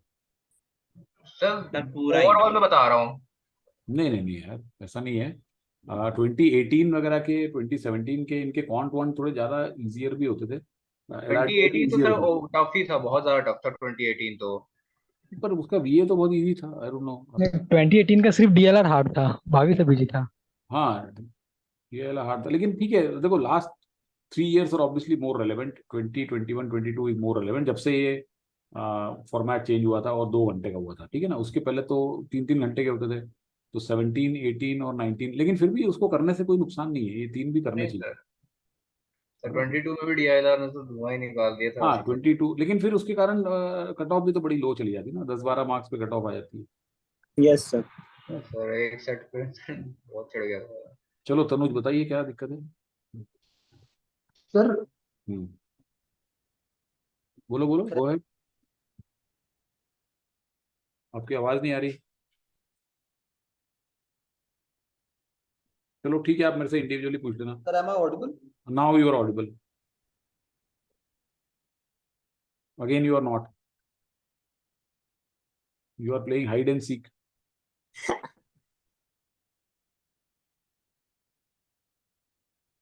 ठीक है, फिर आप फिर से इंडिविजुअली पूछ लेना जो भी पूछना है, ठीक है। तो चलो we'll wind up the session, hope it was useful, there was some sir learning. अब तक का आपको सबसे वाहियात मॉक लगा होगा ये? मतलब अब मुझे I am finding it hard कि ये वाला ज्यादा था, पिछला वाला था। अब आपको सर आदत हो गई है सबको, मतलब नया से नया आ जाता है उससे एब्सर्ड। अब ठीक है, अब क्या करो यार, मतलब you get used to such things. And sir पिछले कुछ मॉक से लगता है पैरा समरी काफी डिफिकल्ट और काफी ट्रिकी आ रहे हैं। डिफिकल्ट नहीं है, देखो ये इसको डिफिकल्ट कहना, डिफिकल्ट शब्द की तौहीन है। जैसे डिफिकल्ट वो होती है जो कि डिफिकल्ट हो लेकिन लॉजिकल। हाँ मतलब अगर वही मैं कि एक समरी ऐसी बना दूंगा, एब्सर्ड आ रही है। उसके सीधे वो डाल दूंगा, मैं ऑप्शन बोलूंगा डिफिकल्ट हो गई, ऐसा थोड़ी होता है। It and has sir too. ऊपर से सर ये लिख ही देते नीचे कि तीनों आरसी को वेरी डिफिकल्ट मार्क कर देते हैं। ऐसा नहीं है कि वो एक कोई अच्छा सा डाले थे, वो ये भी कर जस्टिफाई भी कर रहे हैं। नहीं नहीं, वो कुछ नहीं है, कोई ऐसी बात नहीं है ये। यस वंशिका। सर मेरे को पूछना था कि इसके पैसेजेस मतलब कैसे थे? बेकार था। लाइक पर्सनली मेरे को बहुत डिफिकल्ट लगे। लाइक हाँ डिफिकल्ट आई था, was no not doubt. Able to attempt 2 से ज्यादा, तो नहीं, दो से ज्यादा इसलिए करने की जरूरत ही नहीं थी, 2 ही करने थे आपको।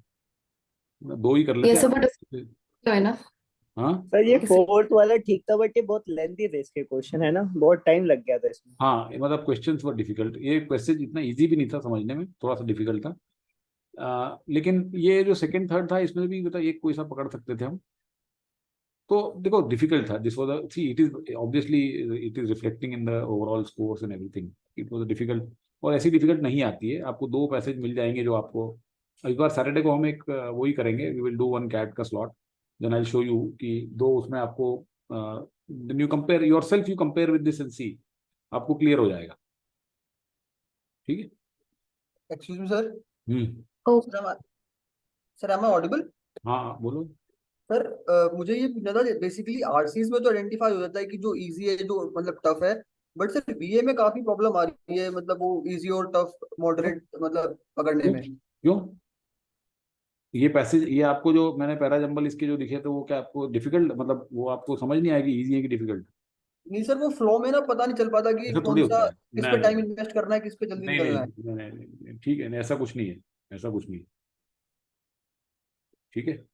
चलो I will speak to you separately on this. ऐसा कुछ नहीं है, आपको इतनी स्किल अब तक आया नहीं चाहिए यार, इतने सारे क्वेश्चन कर रहे हैं हम डे इन डे आउट, तो आपको समझ में आना चाहिए कौन सा पैरा जंबल ईजी है, कौन सा डिफिकल्ट। आज थे क्या आप वर्कशॉप में? देखना उसमें आप, हमने जो इजी शुरू में जो करे 10 क्वेश्चन इजी थे, बाद में जो करे वो रिलेटिव डिफिकल्ट है। वो तो बहुत इजी है यार, मतलब ये तो समझ में आना चाहिए यार कि पैसे की पैरा जंबल इजी है कि डिफिकल्ट, ये भी नहीं आ रहा अभी, तो फिर then we need to talk, ठीक है। चलो yes Shubham, let's take the last sir question in mind. Sir मैं ना पैरा जंबल की वर्कशॉप लगा नहीं पाया था, तो उसके नोट्स भेज दोगे हाँ क्या? तो वो तो रिकॉर्डिंग भेज, अभी आ जाइए आप। हाँ जी। और ठीक, सर आपसे ना जीमैट रिलेटेड बात करनी थी मेरे को एक बार। चलो कल कर लेना सुबह 8 बजे। ठीक है सर। 8 बजे से 9 बजे के बीच में anybody can call me, okay, any time, without pinging. Otherwise ping करके 10 बजे के बाद में generally you can talk to me, ठीक है। 9 से 10 I come back and then get ready and all. 10 बजे के बाद में again I am available, okay. Alright, चलिए bye bye. Thank you sir. Thank you.